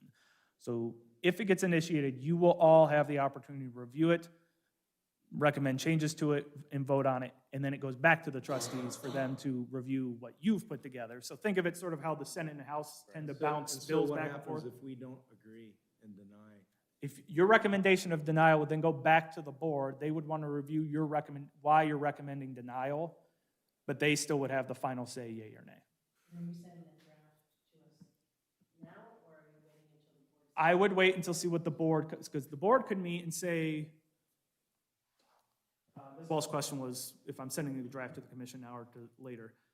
I'm going to just send it to the trustees now, because they could look at it and say, okay, well, we like this, but we want to change this, and make some other revisions. So I don't want to send you a copy until the board has had their opportunity to say, no, this is what we think it ought to look like, and then initiate it. And then if initiated, I would provide that copy to you, because the initiation essentially serves as, like, it's the same as someone making an application. You have to put it on your agenda at that point. It's sort of the board, I don't want to say they're intending to force your hand, but it does force it onto the agenda. Are they required to provide a cost-benefit analysis and any type of It's just like, financial or fiduciary? it's just like impediment to citizens it's in just like general? when you initiate something, they're under no obligation. Their only obligation is to provide you, these are draft revisions we'd like to make to the zoning resolution. And then determine whether the commission is in agreement or thinks there needs to be changes. You said the what? Why was it brought up? What was the motivation? I don't want to speak exactly for trustee Goodman, because she's the one who brought it up, but I think she felt like there's been a lot of discussion, dialogue about that issue, I think, as we all know, over the past few years, and that she felt like it was now time to address that. I mean, obviously, there have been things going on that I really can't get into in-depth discussion on that impact things, but. Can you, and I don't know if the rest of the board would like it, but I'd like to see a summary, if you could, of the concerns of the commission at the time that rejected it. Is there a way to do that? I can I'd be curious to verbalize them. I mean. I'd be curious to see what their concerns were. I'd have to go back and look, but I think the concerns primarily were, and I'll be candid, I didn't exactly agree with the concerns that were And that's why I wanted, expressed. curious. The first concern was, is utilizing Hoover watershed as a natural boundary and a reason to Joe, distinguish. to move the meeting along, can Yeah. we maybe do that in writing? And that's what I was looking for, Instead an of email. verbalizing? I'm hesitant to do that in writing. I would not. Why Not would you unless it's minutes from a meeting. Now we're starting to have a meeting, Then- it's start to look like we're having meeting and dialogue about, That's what I wanted to kind of drive to, because it first has the trustee, had a discussion with our chairman. Has the trustee brought their ideology of what they want to present to the commission, only maybe through you? Because clearly there's been a meeting about this at the trustees meeting. they haven't discussed the in-depth contents. The discussion on Thursday was, General. Trustee Goodman said, I think we should bring this back up. Does the rest of the board want to look at this? And the rest of the board said, yes. Joe, send it out next week. We'll schedule a special meeting to That- decide I what we got want a to do. feeling that there was a plan already put in place. So Which what- is what No, I thought you mean- stated. No, since I've been around before, there were a lot of things from the comp plan that we looked at to decide how we would move forward and what we wanted to do. The overlay was one of those things that had been in discussion for a while, but when it came down to it, we did the setbacks. Okay. And so the setbacks were put in place, and do you do the setbacks and got us away from the density conversation because there were a lot of things from a legality perspective of looking at densities. And then we looked at the setbacks. Okay, that's something we can actually do. And then the overlay was there as well, but did it make sense to do setbacks and overlay at the same exact time? And so that's my opinion of where it went. There might have been other concerns that Mr. Schaefer Yeah. has, but I recall two. yeah. And like I said, I didn't necessarily 100% agree with either of them, but they were the concerns at the time and the reasons the commission didn't go forward. Number one, there was concern as to whether utilizing the Hoover watershed boundary was a good enough reason to treat properties differently from a regulatory standpoint. I thought it was at the time, and I still think it is, and I can tell you, I have done some research on it with legal entities, and they haven't reviewed what I actually drafted, but they were generally comfortable with the concept. Number two, the concern was the township had a bad history with overlays, particularly the planned rural residential conservation district overlay, which we just deleted last year. The problem with that overlay was it covered planning areas, primarily planning area 4, which is north of Big Walnut, east of primarily sort of Rome Corners 3, was the only thing pushing people into it was the comp plan. We all know where the discussion relation to how the comp plan in relation to zoning works. So when that sort of became no longer enforceable, there was nothing in the resolution that forced people to use that overlay. So if you're looking at doing a residential development, you can do PRD at 2.2 or PRRCD at 0.75 or whatever the number was, and also have all these other strings attached that you had to, hoops you had to jump. Not consistent, yeah. Why would you choose the more problematic, less dense district when over here was PRD? And that's what you saw happen with like the Vinmar plans. They all went PRD. So the concern was any new overlay would function the same way and we'd recreate the problem. That's why I'm saying this is an absolutely mandatory overlay that functions like a floodplain overlay where we say, okay, if you come in for a PRD, your rules not only are the PRD rules, but now you have this other section of the code which may trump those rules in some respects and require even greater buffers, more landscape plantings, possibly even less density, to be honest with you. And those were a lot of the concerns we've heard raised through a lot of these PRD hearings. I mean, I know you've even sat through, I mean, this iteration of the commission has sat through some of them and heard those complaints. So I think that we felt like, and to Mr. Left's point, we ultimately didn't lower the densities in the prior PRD amendment. Actually, I think the commission recommended it, and it's possible, I think the board at the time overrode even that recommendation and did not change them. That's that's how I recall it happening. That is correct. Okay, so. Would an overlay like that was this a be split. subject to divergence? That was a split vote. Yes. Okay. Yes, and that was one of the concerns, I think I even mentioned that during the trustee meeting when I briefly discussed it, was, say you've got a property that's at the far western end of this watershed and it's like 2% in, but because of how we have it written, and to me it has to be written black and white so you can map it out and know what's in and what's out. There's always the path of divergence and someone to say, hey, 2% of my property's in this watershed. Can I get relief and not have that apply to me because it's so de minimis? The commission and the trustees sitting in these chairs at that time always will have the authority to review that request and determine whether or not they want to grant it. Gotcha. So let me ask to me, the most important question to start with. Where is this going to apply? Sure. Because is it even an issue? It would apply so the Hoover watershed covers everything on the east side of the reservoir. Plus, and I do have a map, and I can show it to you. I don't have it on me, but mostly what you think of as planning area 4. If you look at the comprehensive, the boundaries may not be exactly the same, but that's, again, it's that area east of Rome Corners, State Route 3, north of Big Walnut Road, northeast quadrant, this side of the water.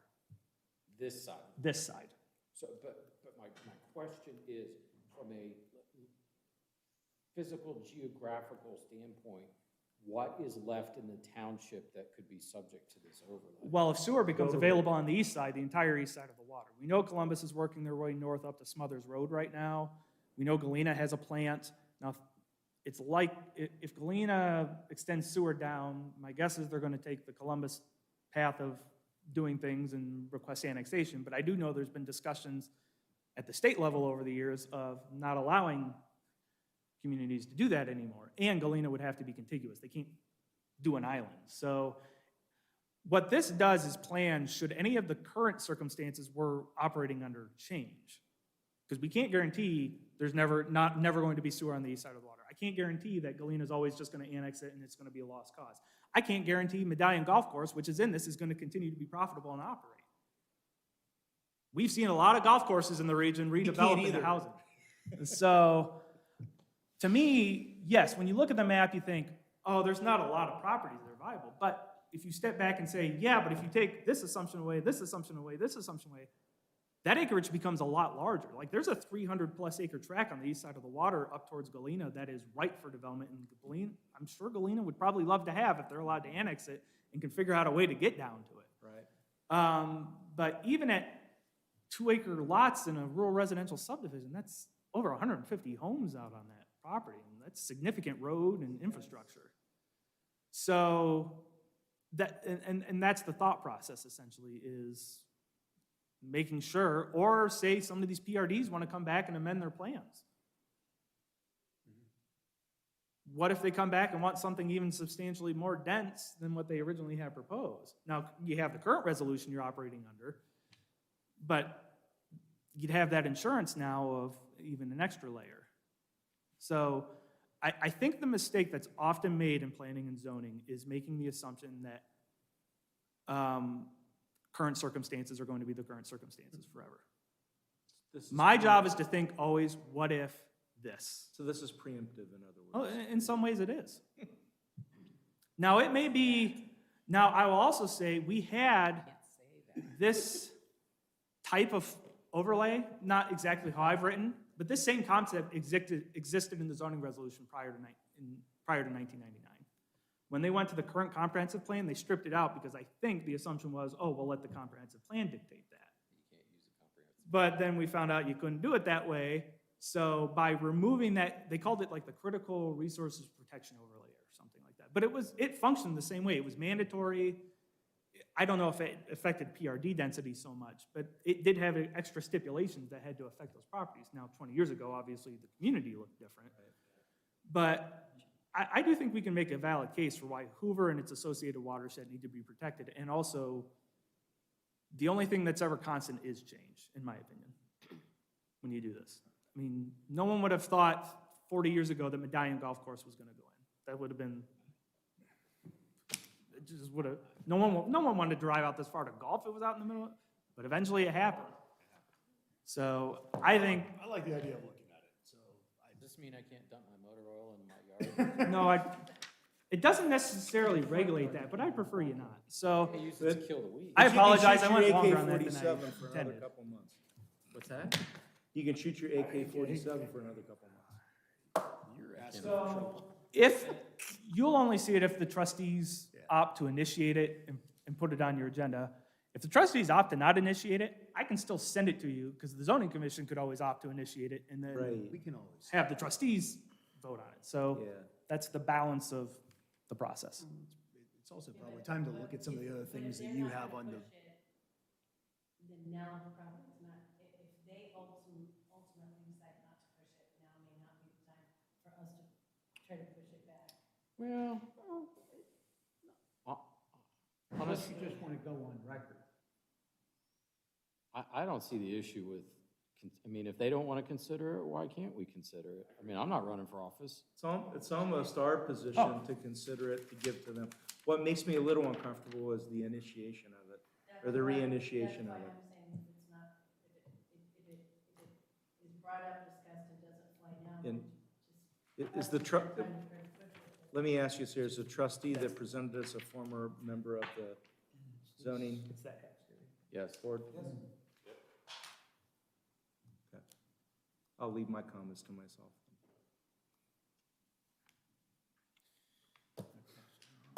Yeah, actually, if you want, take a couple extra seconds, I can pass around the draft map that at least shows the properties that are wholly or partially within the Hoover watershed overlay that I had regional planning throw together. Sorry, I think we only have one copy currently, so we'll have to share.